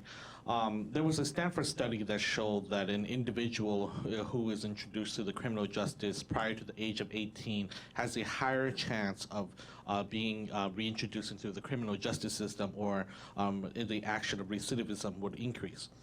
We contracted with nonprofits for the sole purpose of trying to prevent this, and that was we contracted with organizations such as the Women's Community, Boys and Girls Club, even 211 and other organizations to try to soften this load and make everybody's life better. But I think, by funding a additional district attorney, one, that's not our responsibility, and second, I think we're looking at this from a different picture. We would look at this from a different perspective. We have to remember that even if we fund additional district attorneys or assistant district attorneys, we still do not have enough judges, obviously, available to tackle this issue. I know we're told that a sixth judge is on its way, but before we even have a sixth judge in place, we still need to think about the structure and the support that we're going to be providing this sixth judge. As using Supervisor Nutting's metaphor of the hoses and the tsunami, this fire, we don't even have the hose yet in place here. And before we can staff that hose, we need to purchase that hose first. And that hose, in my metaphor here, would be the sixth judge. So by taking money away from the Start Right to fund the assistant district, fund for additional assistant district attorneys, in my sense, is we're moving a little faster than we can handle at this moment here. I know it's definitely an epidemic. We need to also help our assistant district attorneys, but we also need to make sure that we're acting like a correct process and make sure that the state is also taking responsible for its share for its own responsibility, because government is only successful if we all do our part. Thank you. Before I move to Vice Chair McCuna, and I had the opportunity before this meeting to talk to Representative Schneider, and he informed me the bill that is moved through the Assembly that will award the sixth judge to Marathon County has come out of the Assembly. So it's up to the Senate to take it up. We may, depending on what the Senate does with their bill, may potentially see a sixth judge next year. And I think that in turn is going to put another a requirement on this county, and that is we have to provide support staff to that judge. We stand on the record that we're wanting and ready to step up and fund that position if that judge is awarded. The things that I'm hearing, back and forth and good, bad, or indifferent, begs the question, shouldn't we have a comprehensive look at the judicial system and actually look a little bit different at the judicial system going forward? And that is, in some cases, we're rewarding departments and putting departments and programs against each other. That makes no sense to me. If we do a comprehensive look at what the district attorney's office is stepping up and doing, and I give them all the credit in the world. I understand that they have a absolutely tough job, but so does the sheriff, and so does the jailers, and so does the judges, and so does the clerk of courts. But all of those departments interact. And what I think I would love to propose is that we direct administration to look at the judicial system and all of its departments and comprehensively and reward if there's savings because the district attorney steps up and we have a reduction in jail bed days by staff, that they share in potential savings that the sheriff's department saves. And if the judges step up and say, hey, look, we can do things different and more expediently, and because we now have a fund level that's funding the defense attorneys, the public defense attorneys at a level that we may actually see some more public defenders coming forward, I think we also have to be cognizant of two things. This budget already is putting one additional DA in that office currently. We're also upgrading 2 staff positions. We don't know what those effects will be long-term yet, but we can do a comprehensive study on the whole system before we start grabbing from one program to the other. And so I would suggest to this board that we direct administration to do that and come back with a comprehensive report on where the shortfalls and where the opportunities are before we start grabbing from one department and one at the last minute. I understand that everybody's passionate about this, but if we do it and we make something hastily, we're not giving credit. The administration looked at this whole big budget thing and worked all summer at it. And at late in the year, after the first round of budget talks were made with the departments, lo and behold, we get a potential 9% increase on health insurance. He had to redo the budget all over again because everybody's department was different, because everybody's department health insurance cost now was higher than we had originally budgeted at. So my offer is something similar to Supervisor Booth's, but not just at the DA's office, is look at the comprehensive look at the judicial system, including the judges, including the clerk of court's office, including the jail system, and look at that as a comprehensive budget. And when there's savings, the savings, if it's done correctly, can be shared by all and not just one department versus the other.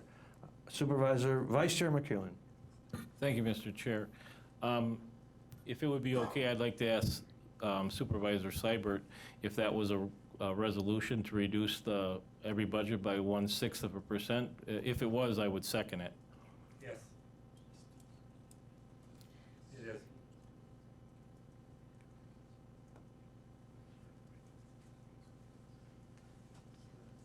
All right, so my understanding is that what we have is an amendment to the amendment.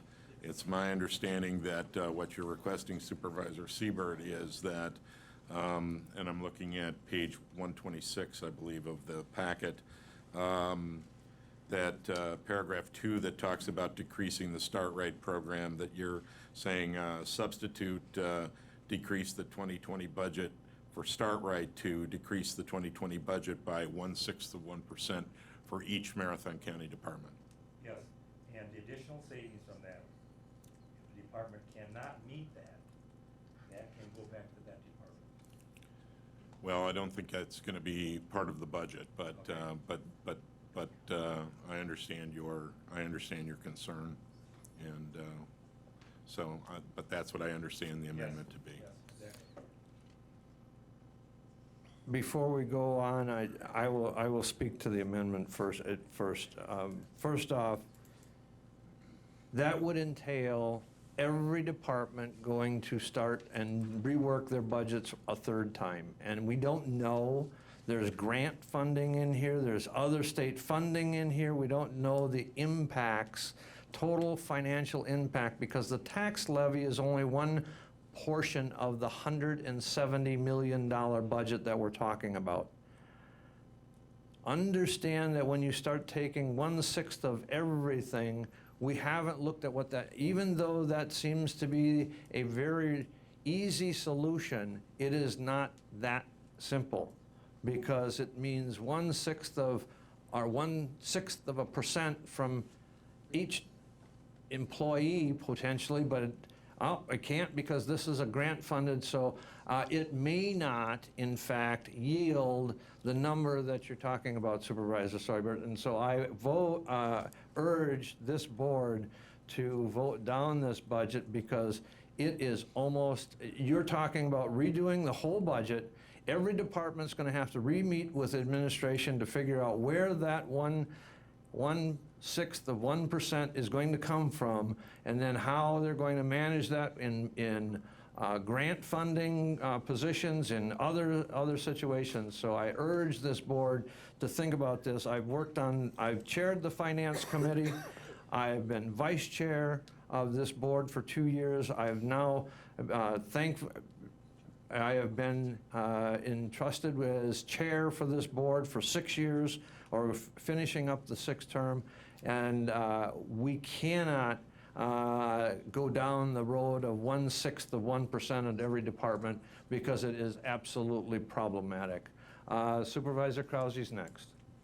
Yes, I'd like to say that I have sold to federal, state, county government as a sales rep for a major corporation, a 500 Fortune company. And when I worked at proposals for sale, for things that they would purchase, I always came up with cost savings for them. But I can say at the end of the year, they had money left over. And even though I saved them money initially, they would go ahead and they would purchase lots of equipment because they had money left over in their budget. And I think 1/6 of 1% is minuscule. If it was 1/2 of 1%, I would say, great, that's fabulous. And then about the Start Right program, these are children of mothers who are alcoholics, who are addicted, who are suffering violence in the home. These children may have severe emotional problems. They may be withdrawn. They may not know how to get along with other children. They may be violent. They're problematic children in problematic homes. The reason to get them out in this play area is to get them out of the home environment, to learn social skills, to get along with other children, to be in a positive, healthy environment where they don't see the mother beaten or abused. I know that there are lots of home problems, and I'm thinking we need to help these people, and I don't think we should cut their budget. Thank you. Supervisor Robinson. I wanted to just respond to Supervisor Stark, respectfully respond. The problem is that this isn't just a play and learn program. The cuts go much deeper than that. We've talked about adverse childhood experiences, and one of the impacts of the Start Right program is we reduce it. The problem with an adverse child experience is, once experienced, always experienced. That stays with that child for the rest of their lives. And it has a cost associated with it. There's a sense of resiliency, and certain people have more tolerance for adverse childhood experiences. Others have a relatively low threshold. We don't know which is which. And this cut goes beyond play and learn, much deeper into the program with much more consequences. And a quick question relative to the motion, the amendment before us, is that of levy or of budget? Supervisor Langenhan. Thank you, Mr. Chair. I would yield at least the first part of the time that I have on the floor if Supervisor Robinson could get an answer to his question.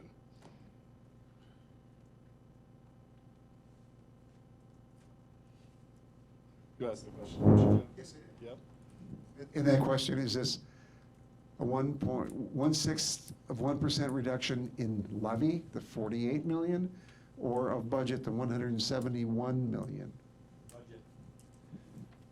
So we're reducing, so the impact of that is, 266,000. no, the impact is that it will impact federal grants and other things. You know, if you're going to generate money, you have to do it of levy, not of the budget, because the budget has federal grants, fees, and other things which are all there. So I think you have to give some consideration for clarification. I still have the floor, correct? Supervisor Langenhan has the floor. I'm going to stand up as everybody else seems to be doing it. So, from a planning perspective, on the night that we're supposed to pass this budget, to pull what was your exact word, Supervisor Seibert? 1% of? 1/6 of 1%. Yeah, that's unacceptable. That is, the theme for tonight is planning, okay? We can't plan around everything. You know, we have a contingency for a reason, to plan for unexpected things. That's why we can't pull money from there to fund the DA position. We can't plan that the governor pulled one of our DAs and sent it to Milwaukee County. We can't, you know. And doing something like this, taking 1%, just another arbitrary number, no, that's not acceptable. 1/6 of 1%. 1/6 of 1%, whatever. The same message prevails. And I just want to add one more point to that. If you're talking about taking that from every department, last time I checked, law enforcement was a department too, so you'd be taking from them too. And diverting it right back. That's not well thought out. I cannot support that. Supervisor Seiler.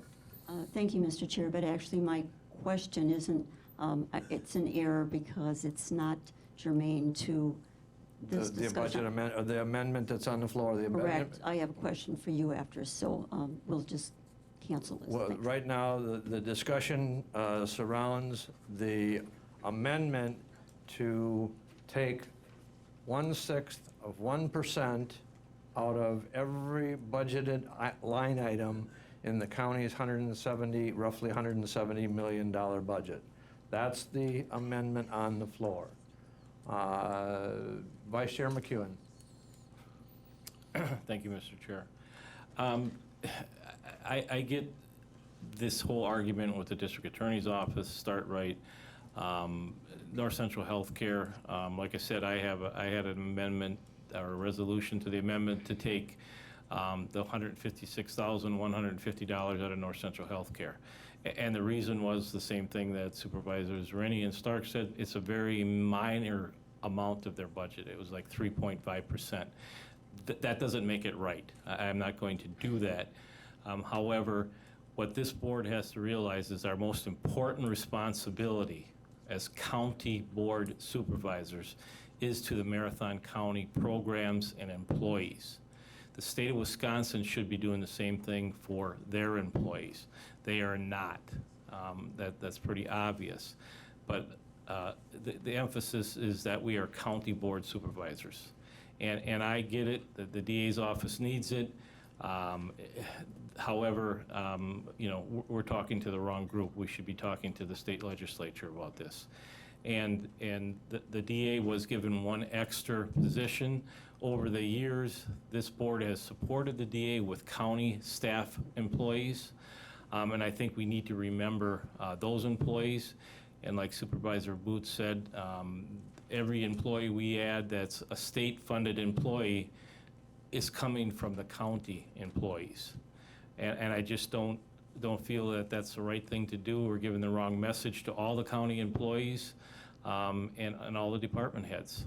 So I would just ask you, I don't think our 1/6% resolution is going to go, but it goes back to the original resolution, and I would ask that you don't support that.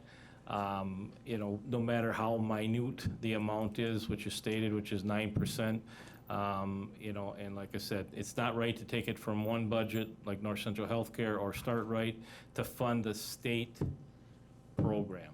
So thank you very much. Supervisor Langenhan.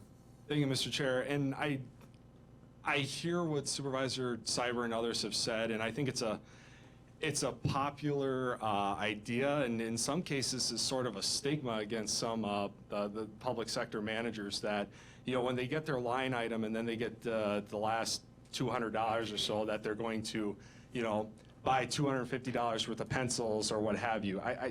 The thing is that if you do something like this, it sends a really bad message to your employees. It says that you don't trust them with the funds that they're entrusted by the public to handle.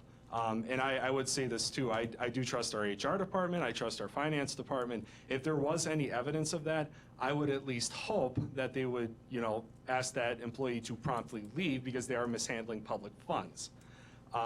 And furthermore, as a point of order and regarding the budget, you can't cut debt service, which would be affected by Supervisor Seibert's amendment. Again, I would urge you all not to support this amendment, and I think this is the most I've ever spoken at a budget meeting. Thank you, Mr. Chair. Okay, is there any other discussion on the amendment? The amendment that is on the floor is to take 1/6 of 1% out of the total Marathon County budget of roughly $170 million. That will force the administration and each department to rework all of their budgets, and in some cases, when the 1/6 of 1% is tied to a grant-funded position, it won't be able to come out of there, but if it still is required to come out of their full department budget, that may mean they need to take more out of other staffing. So I would urge everyone to vote no against the amendment. Any further discussion on the amendment? Seeing none, we'll proceed to vote on the amendment. A no vote will turn down and revert back to the original motion. A yea vote will move forward with that.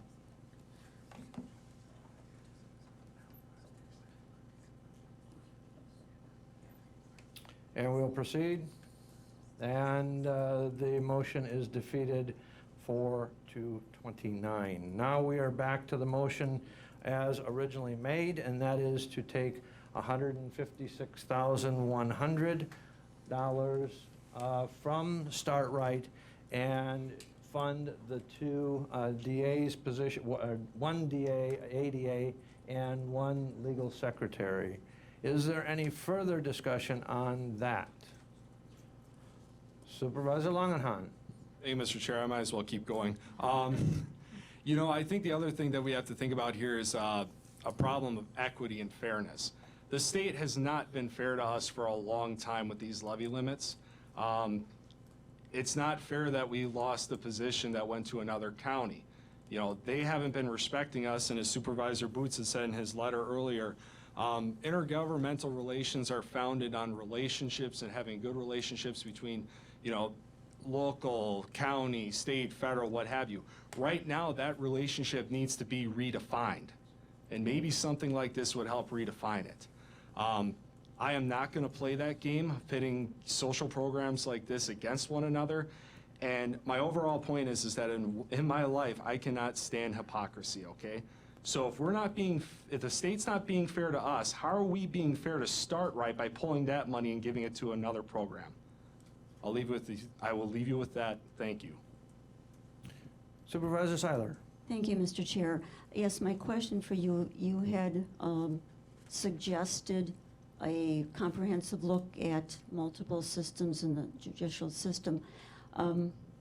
We've heard a lot of conversation tonight about this as a state's responsibility and the time they step up. I like your suggestion, and so my question to you is, what is a reasonable time frame? Because what we heard the other evening, this is a crisis, and they may be state employees, but they're county residents. And so I'm just wondering, we've heard a lot of talk about we should do this, we need to make the state aware that we're not going to pick up what they're not doing right now. But what does that mean? What are you suggesting, or what do you think is reasonable? And I know you don't have a lot of details right now, but that would help me if you could share your thoughts. Sure. What my thought was, we would direct and amend the administrator's work plan and put this as a priority of looking at all of the opportunities and the challenges in all of the departments that I spoke of earlier that surrounds the judicial system, and see and come back and bring this board a full report after understand, so I don't know what time frame the administrator is going to need to look at all of those challenges and opportunities, but that would go to the top of his priority list as far as the items that he or she understand that we're going to have a new administrator come January 1. Our current administrator is retiring December 31, but there's a work period that between now and December that he can get working on that. We also have a deputy that will be stepping in as interim for a period until we have this board has discussed and brought forward the recommendations for the new administrator. So I don't have a hard and fast rule and answer to your question as to when they would get that done, but that would be the immediate change on the administrator and be the top priority of the administrator moving forward. Okay, well, thank you for that. That sounds reasonable, but then one further question. And is there anything that can be done in the meantime? I mean, we know that a comprehensive study is going to take some time, but are there other things? And we had one of our state representatives in the room with us tonight.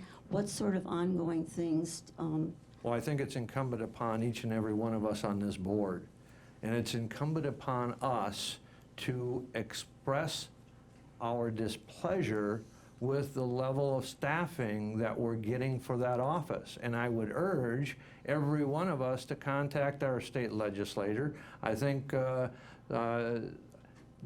one legislator heard it loud and clear. He's here tonight. He's heard that.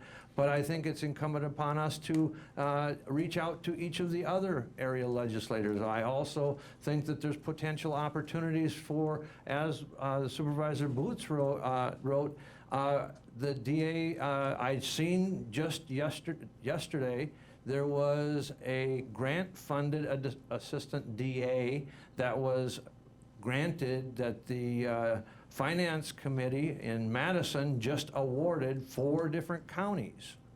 And that was a grant-funded position of a permanent ADA for a 3-year period. We used to participate in that, and we haven't. I think there's some opportunities to look at opportunities of where we can get some assistance in the DA's office, but we haven't explored those yet. And I think what we need to really seriously do is look at it, at that opportunities, and it's incumbent upon this board to express to our legislators, where we feel that we're being shorted. Supervisor Stark. Thank you, Mr. Chair. I guess I just have to say one last time, if I hear one more time about the fact that the state is abdicating their responsibilities, we all understand that. That's been very clear, but it hasn't changed. And so I would expect that this district attorney's office, which is under extreme stress, that when they focus on their core responsibilities and they stop doing all those discretionary programs that I already talked about, when our jail population goes up, when the cost savings that they have demonstrated over the last year, there were in one of the diversion processes, they saved us already $437,000, all right? All that stops. They don't have the time to do it, so when it stops, I just want everybody in this room to recognize when our costs and expenses in the jail go up because we're unwilling to give them the 151,000, whatever it is, it's on us. And just remember, we had an opportunity to solve that problem. Supervisor Mask. Thank you. I mirror what Supervisor Stark and Zerini said tonight, and I'm not going to repeat any of that because I agree with them. You say we should all contact our legislators. Would it help, and half of us probably will, the other half won't, would it help if we had a resolution from the county board also to the state, or can't we do that? Because I would be 100% supporting something like that too, to really push them. Because these programs that they are doing for us and not charging us is making us money and saving us money. And if we lose these programs, Marathon County's been a pioneer in such wonderful programs for so many years. And to lose these programs, you're putting families at risk with this too. OWI court and drug court does reunite families. So if we could do a resolution from the county board even next month, that would be great. A resolution is always available, but personal contact with your representatives is also very powerful. Right. Any further discussion on the motion on the floor? Any further discussion? Supervisor Langenhan. Just a point of clarification, now we are back to We're- amendment number 1, which is start right in relation to the, okay. That is correct. We are at the point where start right is, the motion is to remove $156,100 from the start right program, and in turn provide that for one additional ADA and one additional legal secretary. Is everybody clear on that? Everybody ready to vote? An aye vote would proceed with the transfer out of those one program into the other. A no vote would refuse that. So we'll proceed to vote.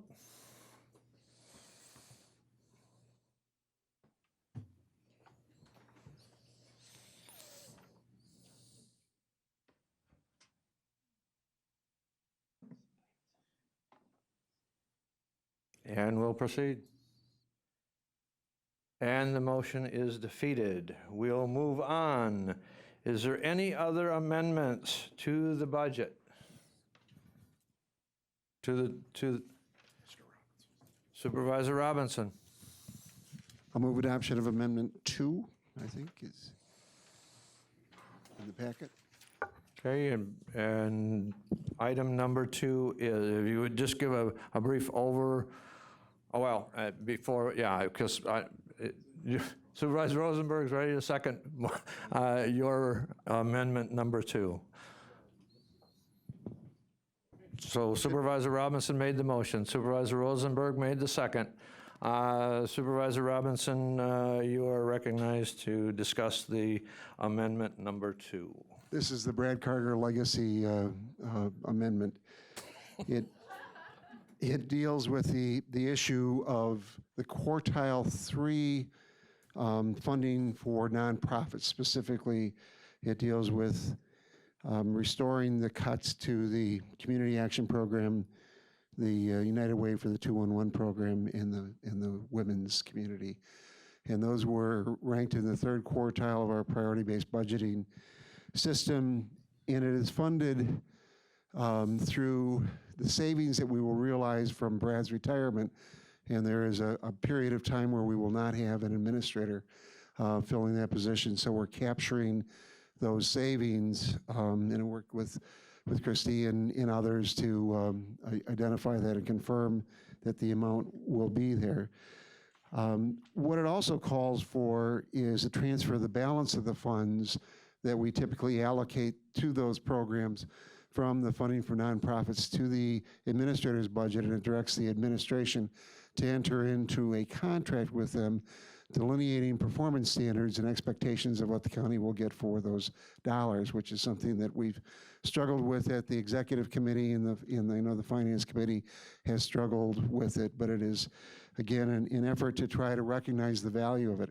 And I want to bring a personal note to this based upon something that's happened to one of my former constituents, now a constituent of Supervisor Rosenberg, but Joey Krieger lost his house through tax foreclosure in September of last year. He continued to live in that home until he was threatened with an eviction notice because he was living in a home that he didn't own.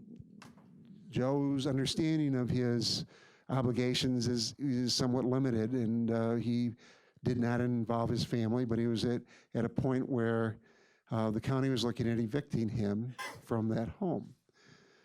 And if you've ever talked to anybody that's homeless and other things, once you're evicted from a home, you lose eligibility for Section 8 housing, you lose a lot of opportunities for options going into the future. So the Finance Committee gave him an extension, let him live in it to pursue options, and ultimately set a deadline of November 1st. So I worked closely with Joe and his sister, and we approached a number of organizations. One of those organizations that we approached was North Central Community Action Program and their housing assistance program. And again, Joe was very concerned about, what do I do? And he's not capable of fully understanding all the ramifications of his actions. But we worked with CAP, and they made assurances that they would be available to provide some emergency assistance. So if he came up to that deadline, he would have an option available to him. We proceeded to try to go to the city of Wausau, said, you've got Section 8 housing, can we get in there? No, 6-month waiting list. No way of waiving that. He had no choices. We then went and looked and took advantage of the United Way's 2-in-1 support system and began to look at what the alternatives were in the community. He's number 1 on the waiting list at Canterbury Plaza, but he's not in and couldn't get in. And we went down the list, and they made a number of contacts, and they were able to find him a place on October 31st where he signed a contract, and he wasn't evicted. He has a home. Those are 2 of the services that we're talking about cutting. Without those, he would have been evicted. And I had an opportunity to talk to Ben Bliven, the police chief in Wausau, and he's had some opportunities to discuss homelessness with some of the people in the parking garages. One of them was evicted not because of failure to pay, but because his girlfriend occasionally visited, and they were loud.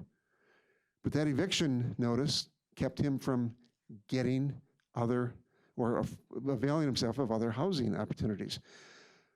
It's critical that we have these programs in place to support us. The 2-in-1 program has morphed into a very good resource that is dynamic. It used to be that we had this very thick publication of all the services that were available that was outdated the day it was published. Now we've got an updated computer database.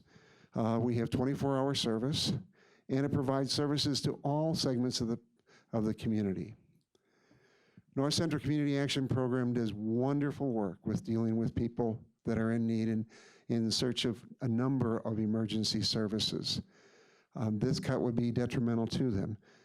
I don't think I have to explain to anyone the value that the women's community plays in dealing with people that are threatened in domestic violence situations. They've got 10 housing opportunities at their shelter, and they provide significant other services to very vulnerable people at a critical time in their life. The cutting of those programs impacts other grants.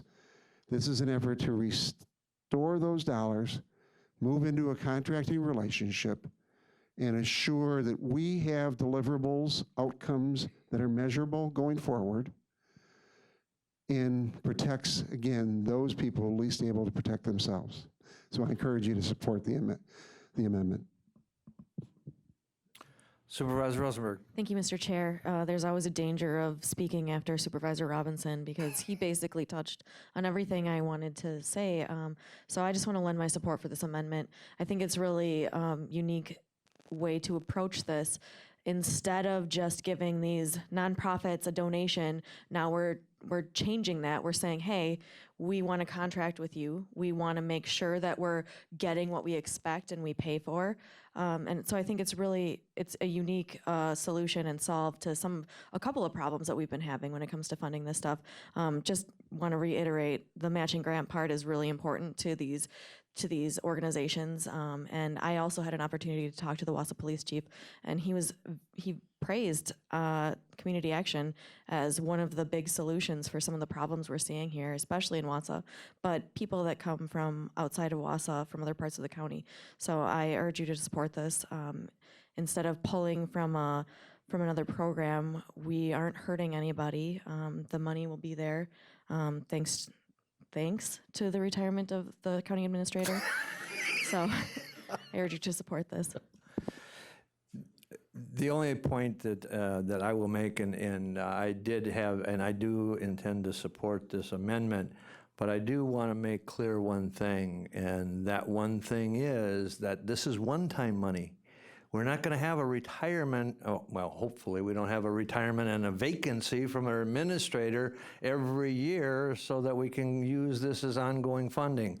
So I had a discussion with my colleague, and you know, I expressed my concern about this is using one-time funding, and ultimately I go back to when I first came on the board and was first assigned the opportunity to serve on the Finance Committee, and Supervisor Robinson was on the Finance Committee, and he says, never, never, never, never, never, never use one-time money to fund ongoing processes. So, so I've had a discussion with him about this.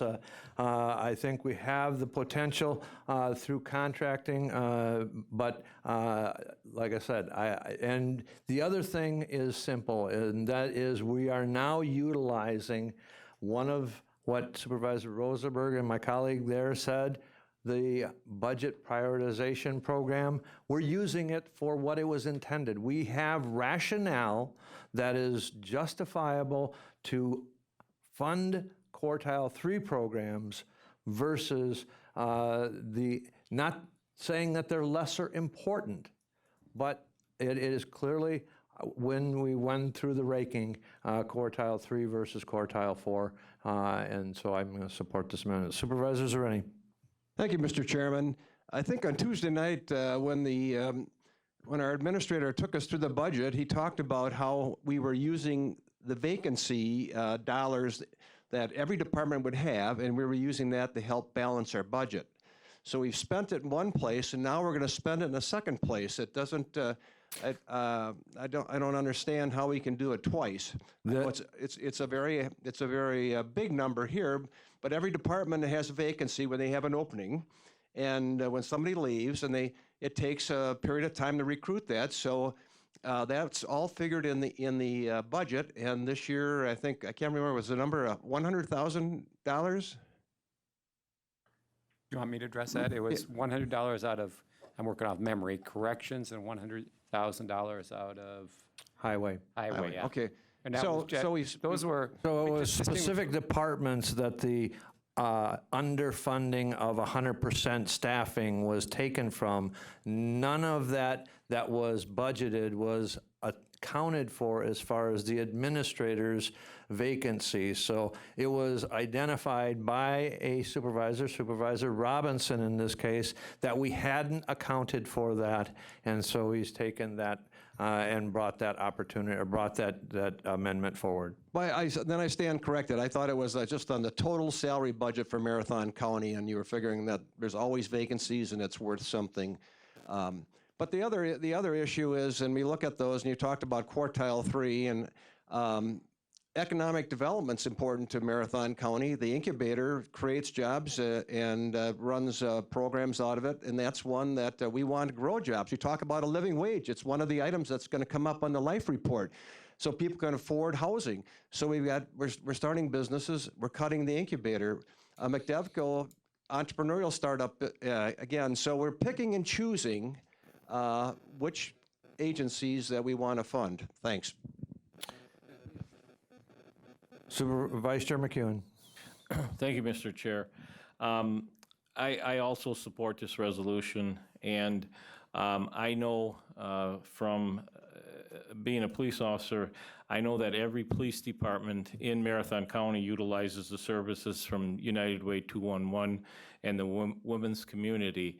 And I know Supervisor White can probably contest to this too. So I don't like choosing these over the other ones, but as far as the importance to our strategic plan, I do support these, and I would hope that you would too, because like I said, it is a vital part of our strategic plan, the services that those two programs offer. Thank you. It's actually 3 programs, but that are in here. Supervisor Zhang. Thank you, Mr. Chairman.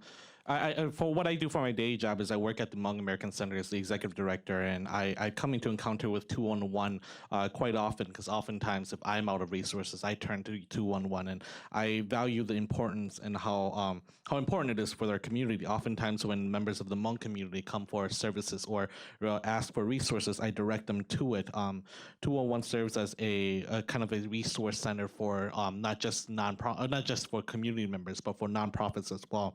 And I'm glad to see that there's this amendment that's being brought up to support the 211 and organizations like North Community Action Program and the Women's Community. These are all essential programs. This board prides itself for being in a board that supports prevention and dealing with situations before, instead of kicking it down the road. And I'm just proud to see that a resolution was an amendment is being brought up. So we're doing our duty to our taxpayers, and by ensuring holding these nonprofits accountable with this amendment. So I urge this board to support this, because this will give us, not only will this give us time to review our budget for next year and also our practice with funding for nonprofits, but this will also hold nonprofits accountable as well, but also give us time as well. Thank you. Supervisor Guild. Thank you, Chair. I join my colleagues in saying that I support this, but I do actually have a couple of questions just for clarification I'd like to direct to you, and have you in turn direct it to whomever would be best able to answer them, if that's all right. You bet. So my first question is, with the transition of this going into the support community program contracts under the administrator, does that mean that the current proposal of reducing 25% of all nonprofits moving forward in the future years, does that take these 3 nonprofits out of that plan, where they will not be faced with the potential for the 25% reduction based upon the current proposal, knowing that we can't tie a future board, but I'm just knowing that, does that take them out of that category moving forward and therefore keeping it secure under the administrator's budget, or how does that work in the future? As I would read it right now, this is a 1-year budget, and next year will be next year's budget. And at some point, this board will be let me think that through. We're directing the administrator to come up with, and so at some point, we'll have to have a discussion. But I think the current plan would be that the 25% reduction would continue unless otherwise directed. Okay, so it's at the administrator's discretion to decide exactly how to recommend it for next year, but there is the potential for them to come back and for this conversation to continue next year, at which time it would actually technically be a 50% reduction versus just the 25 of this year. Correct, but again, it would be developed in that contract, and how that and the outcomes will be required in that contract, and the length of the term of that contract will be determined. And that actually is my second question: is have we been able to have a conversation yet with each of these entities about moving to a contractual system. Do we know the feasibility of that? Do we have any sense right now of what that's going to look like? Again, we're directing administration to develop that, and Supervisor Robinson wishes to answer also and participate in the answer. It's his motion, but I think what we're directing is administration to develop that contract and develop with the program committees that would be most closely related as far as the criteria and some of the criteria in that. So, to answer your question, we've had some preliminary discussions with all of those organizations. We've asked them to provide what those metrics might be for measuring. That has been shared with administration to be the basis for the discussion going forward. But this board has not taken a stand relative to nonprofits and cutting each and every year. The budget before you implements that 25% cut this year, but the board itself has not. It has discussed the concept of the reductions, but not implemented it. And I would just add that this board can't bind next year's board with respect to its budget. So I would say that what we have is a reassessment of how this is going, and next year's budget is going to reflect what it will. So, Supervisor Lannon. Thank you, Mr. Chair, and I think me saying this after an attorney speaks is kind of funny, but I think that in the message that's being sent to the nonprofits this evening is that the precedent has been set as far as where this county is moving forward. I will be supporting this amendment. I think that it does a lot of good things, chiefly among them being that it's using the priority-based budgeting to make an informed decision with our budget. And secondly, it's money that can be put to good use, and obviously these groups have demonstrated their importance to the residents of Marathon County. So I would urge you all to support it. Thank you. Supervisor Robinson is done. Any other discussion? So he was waving me off, just like landing a plane. Any other discussion on the amendment? Amendment number 2, which restores funding to 3 nonprofits. It restores funding to the Community Action, United Way 211, and the Women's Community for the tune of $32,189, and that the money is to be removed from the administrator's budget, in part thanks to the administrator retiring. I don't know, that's not right. Because the administrator is retiring, and we'll have a short-term vacancy, and then potentially a short-term vacancy on the deputy administrator, or depending on whoever the administrator is. Any further discussion? Any further discussion? Seeing none, we'll proceed to vote.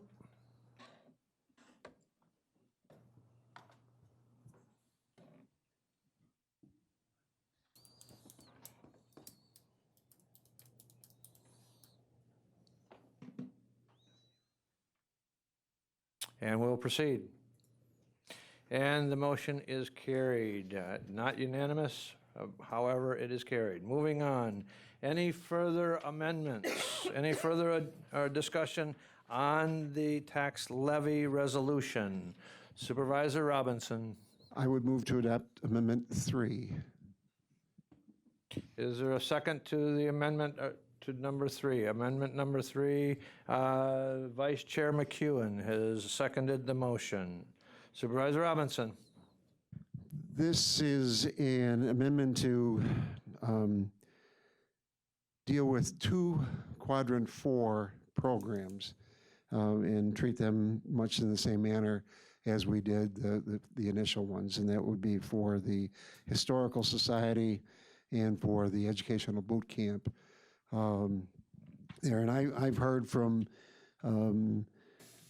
many constituents about the importance of history and culture, and I think Supervisor Wagner has talked about the 300+ businesses that have been generated through the boot camp. I think that from a cultural, historic preservation perspective that we need to do this, but again, it moves it into the contracting process where we have an expectation of what we might do or receive for those dollars. I think we've all been impressed with what the Marathon County Historical Society has done with providing services in rural Marathon County. I've attended a couple of those, and I found them very valuable and interesting. And if you even look at the priority-based budgeting criteria, when you get into looking at cultural and engagement of the community and providing that quality of life is important. The funding source, again, is through the administrator's budget. It's if we hire an outsider, there will be a longer period of vacancy. If we hire somebody internally, we will have some dollars available through the promotion. I encourage you to support the amendment. Supervisor Wagner. Thank you, Mr. Chair. Due to the fact that I'm a contracted manager of the EEC, I don't think it's right for me to partake in the discussion on this amendment, or I won't be voting on it. So I'd abstain from all of it. Abstention granted. Supervisor Zhang. Thank you, Mr. Chairman. Economic development is crucial to the success of Marathon County, and I have seen the boot camp, how crucial it is to this community here. It has definitely made the members of the Hmong community evolve from renters to becoming owners of their own destiny. So I am very supportive of this resolution, this amendment, and I encourage this board to be to also vote in support of this amendment as well, as it will also help organizations like the Historical Society continue to function and continue to educate our community about our history. Whether it's dairy farmers or our Hmong neighbors, it's crucial to educate our community. That's the only way we can continue to strive towards becoming a prosperous community. So I too will be supportive of this amendment, and I encourage my fellow colleagues to also be supportive of this amendment. Thank you. Supervisor Langenhan. Thank you, Mr. Chair. I need, I guess, just a little bit of information. Economic Development and Historical Society, they were both part of Quadrants 4, correct? Yes? Yes. Okay. So I might be pulling a Jim Schaefer here tonight with maybe a 37-1 vote, but I'm going to explain myself here.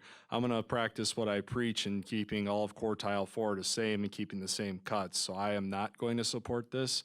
But the reason being is that I want to treat all those programs the same and I want to be fair. So those are my thoughts. Thank you. Supervisor Mask. Thank you.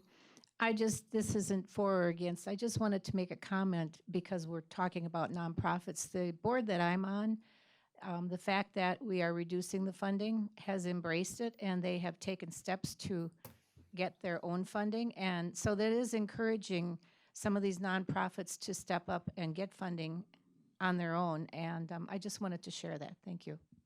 Supervisor Guild.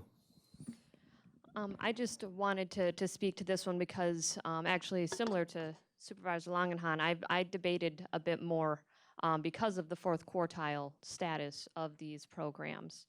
But I do want to put out there that I am going to be voting in favor of this.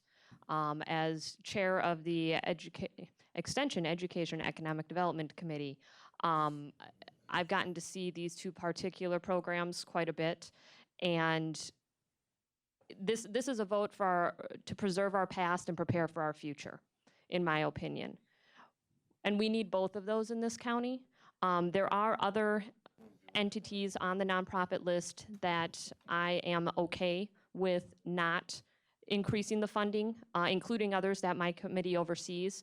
These two in particular, though, I do think have some unique aspects to it. I also know that both of them have done due diligence to try and increase funding options, and there is a core need for us to continue to show our support financially and honestly also just the message that it gives to our community.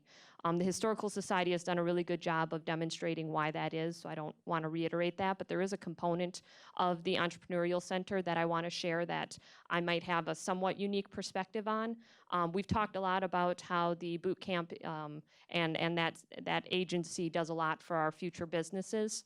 I don't think it has been captured yet just how much is done out there for the students in this county at the EEC, and how many times Romy and the other businesses that are out there, I have participated in going along with future entrepreneur classes, business classes from DC Everest, and I know that other schools have gone as well. So it's not just the current businesses that they're trying to launch, but they do outreach for our next generation of entrepreneurship and of economic development. And I would hate to see that lost. So I do encourage us to take advantage of this limited term opportunity this year with the funding, and we may not be able to continue this next year.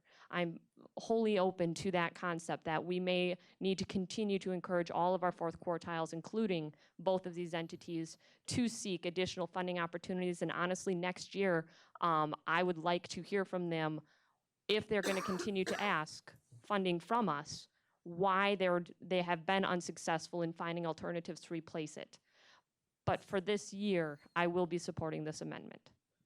Supervisor Christensen. Thank you, Mr. Chair. I just have a question.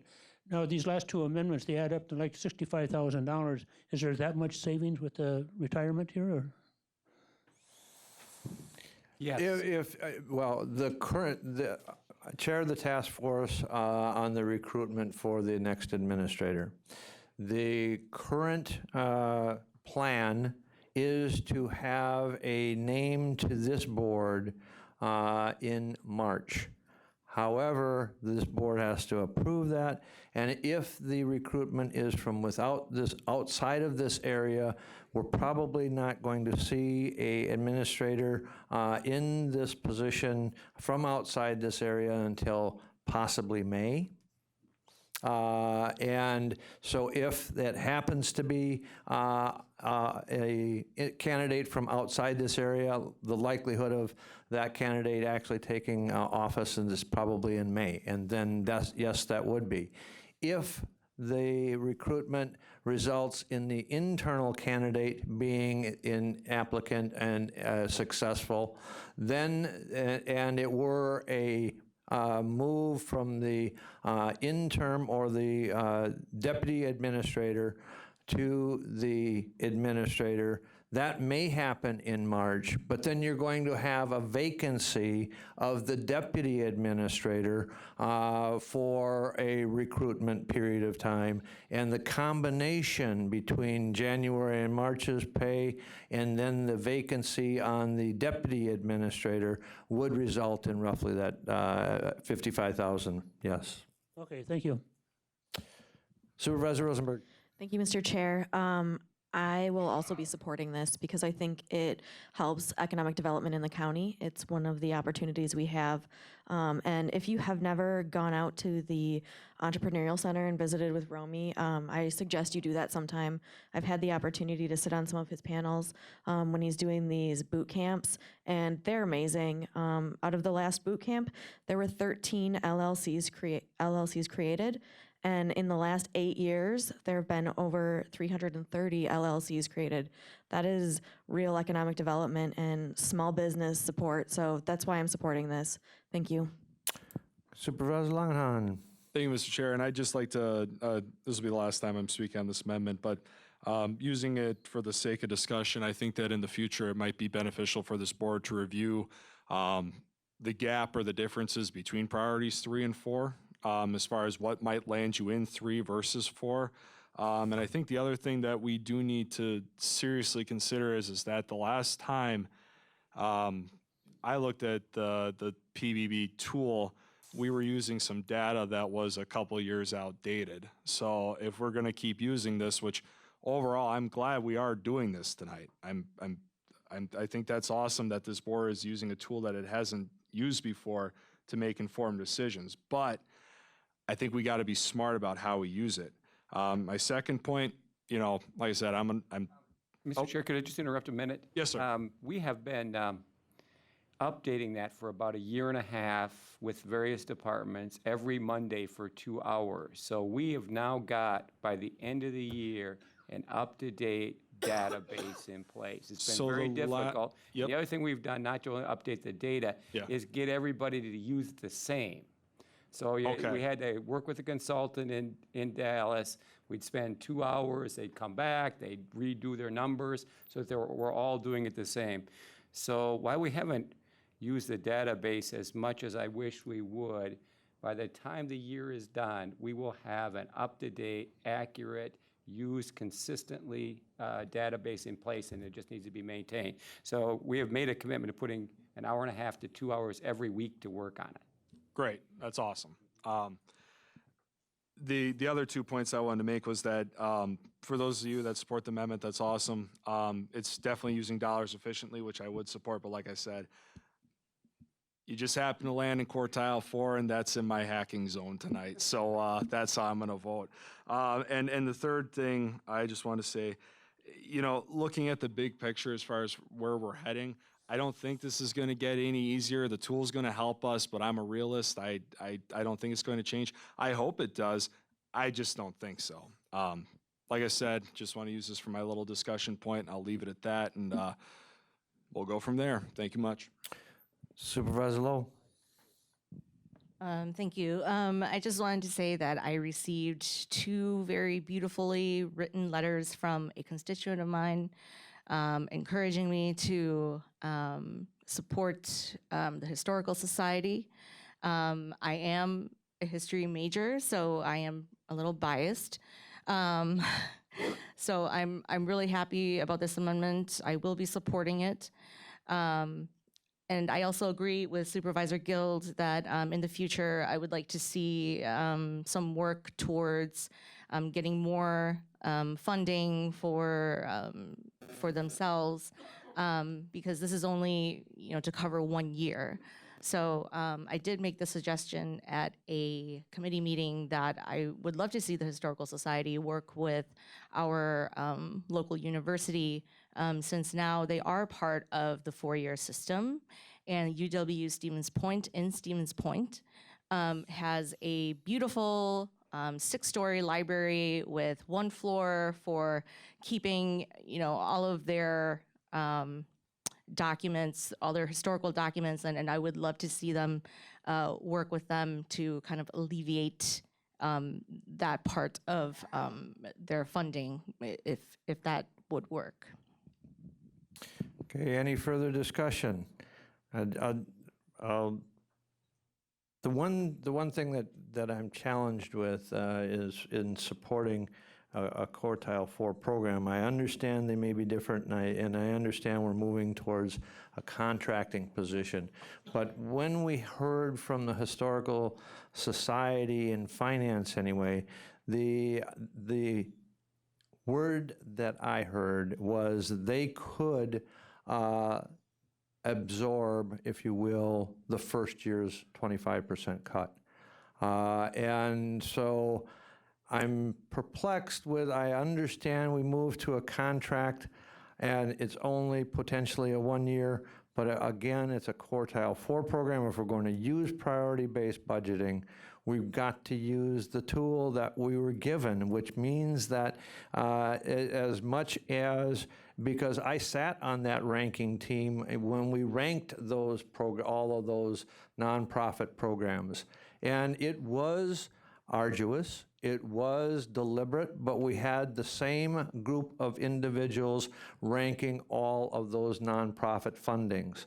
And so if we're going to use the priority-based budgeting tool, then we have to use the priority-based budgeting tool, because that's what I believed when it was in finance, when the cuts to the nonprofits came about. That was my recommendation, that we follow the ranking that the priority-based budgeting had. So I struggle. I understand they do good work, as does some of the other nonprofits. There's an education component to the fair that's Marathon County's fair. So I'm not, and there's an education component to the other nonprofit entities. However, if we're going to be consistent as a board, I think we need to be consistent, and so unfortunately I will be voting against that amendment, only because they're a quartile 4 program, and I want to be able to justify why I am doing it to my constituents. Is there any further discussion? Any further discussion? Seeing none, we'll proceed to vote.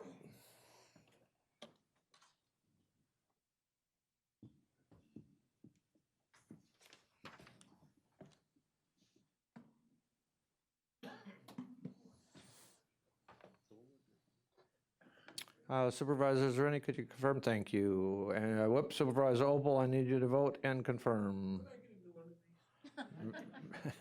I think you need a new battery. We'll take it out of your supervisor salary budget. You're 1/6 of 1%. We'll proceed. And the motion is carried. Moving on, we have one more amendment, item number 4. Is there a motion on the floor for amendment number 4? Supervisor Robinson with the motion, Supervisor Butke with the second. I will explain a little bit. I sat in finance tonight as we went out to bid today for our bonding. And as was alluded a little bit earlier, Marathon County rating by Moody's, our rating service, rated Marathon County AA1 stable. And when they went out for bond and the bonds went out to sale this morning, we had 5 bidders on our bonds. And we got a rate for a 10-year bond at 1.74 and some change. That, if you put that in context, last year we went out for bonding in a 3-year bond. Christy, what was the actual total rate? 2.18. So last year's rate on a shorter bond was 2.18, and this year's bonding was 1.74. Because of that, next year we had in the tax rate levy debt service on that bond, this bond that was just voted on and issued. But because we estimated the interest higher, we have $100 and some thousand savings of interest on next year's debt service. Now, let's be clear, that's debt service, and that is not available to this board for operations. It can only be used for debt service. And so because of that savings, we're going to reduce the actual levy by that $100,444 savings. But I want to point out one other thing to the board. Because of that interest rate being lesser at 1.74 versus what we had estimated, there's a $800 and roughly $15,000 interest savings total over the 10-year period because of that interest rate versus what we had estimated. So that's the amendment before you, is to reduce the tax levy by the $100,444, which is a result from the tax saving, the interest savings on the debt service on the bonds that we're issuing. Is there any discussion? Any discussion? Seeing none, we'll proceed to vote.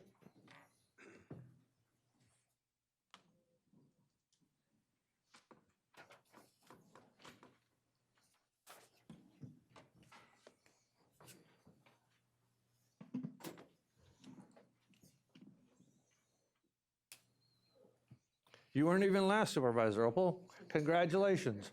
We will proceed. And the motion is carried unanimously.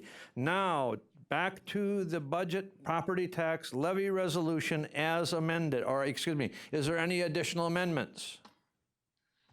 Is there any additional amendments? All right, seeing none, we will proceed back to the budget and property tax levy resolution as amended. Is there any discussion?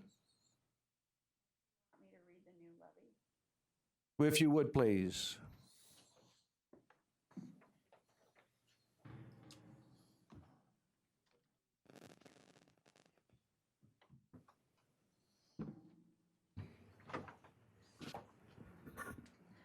I'll come up front because of all the amendments that were made tonight. Only the debt amendment number 4, reducing the levy by 100,444, actually reduces your total levy, and it will reduce your tax rate by 1 cent. And so I put together the amended budget resolution, and I'm just going to highlight the numbers that will change, particularly the actual tax levy and the total expenditure budget that you'll be approving this evening. So you have the tax levy resolution, and I highlight them in yellow, so let's see if we can get this.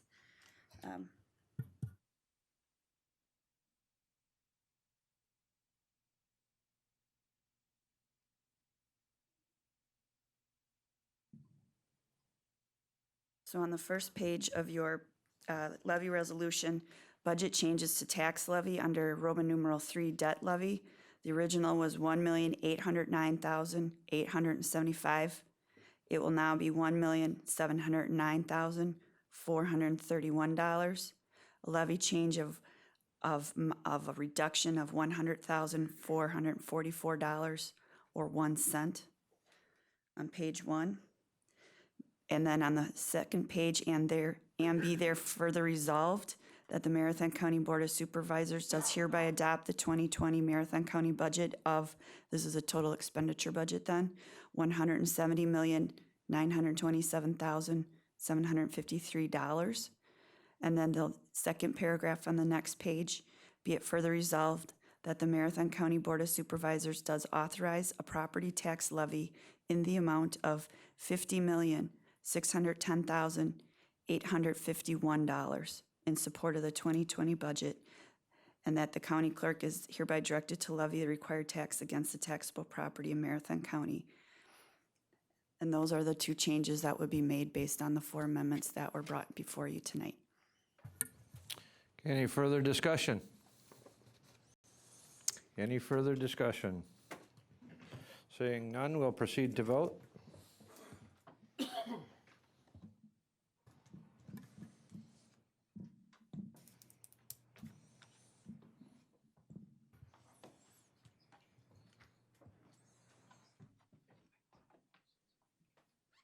Oh, you beat him. And we will proceed. And the motion is carried, and we are unanimous. Congratulations, we have a budget for 2020.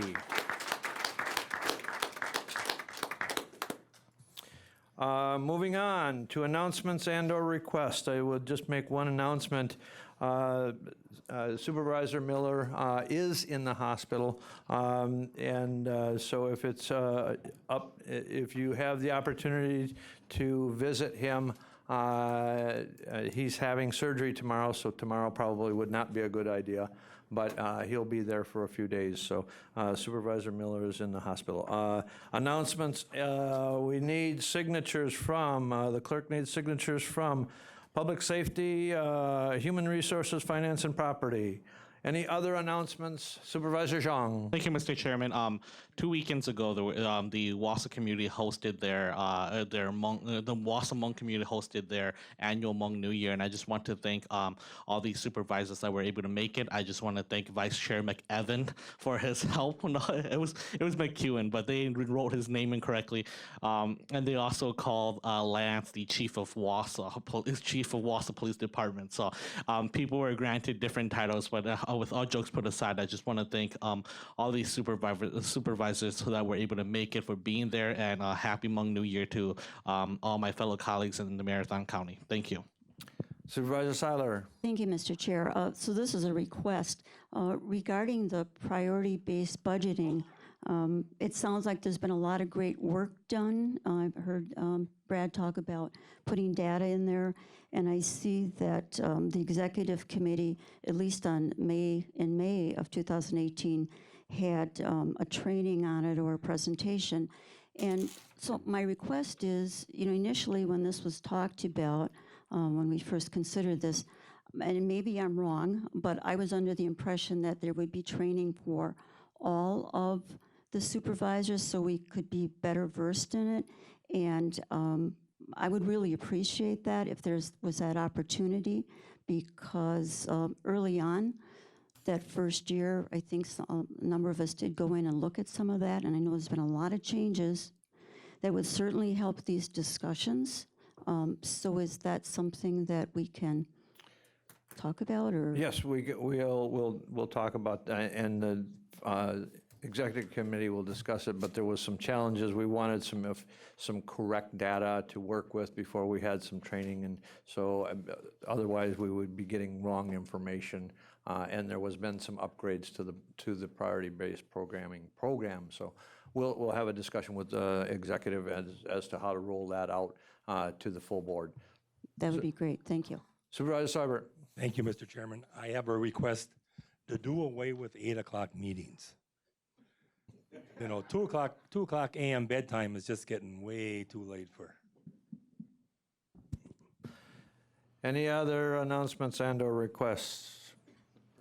Seeing none, I will take the infamous Supervisor Vol with the motion and Supervisor Seifelt with the second to adjourn. Any discussion? All those in favor of adjournment signify by saying aye. Aye. Opposed? We stand adjourned. Thank you, ladies and gentlemen.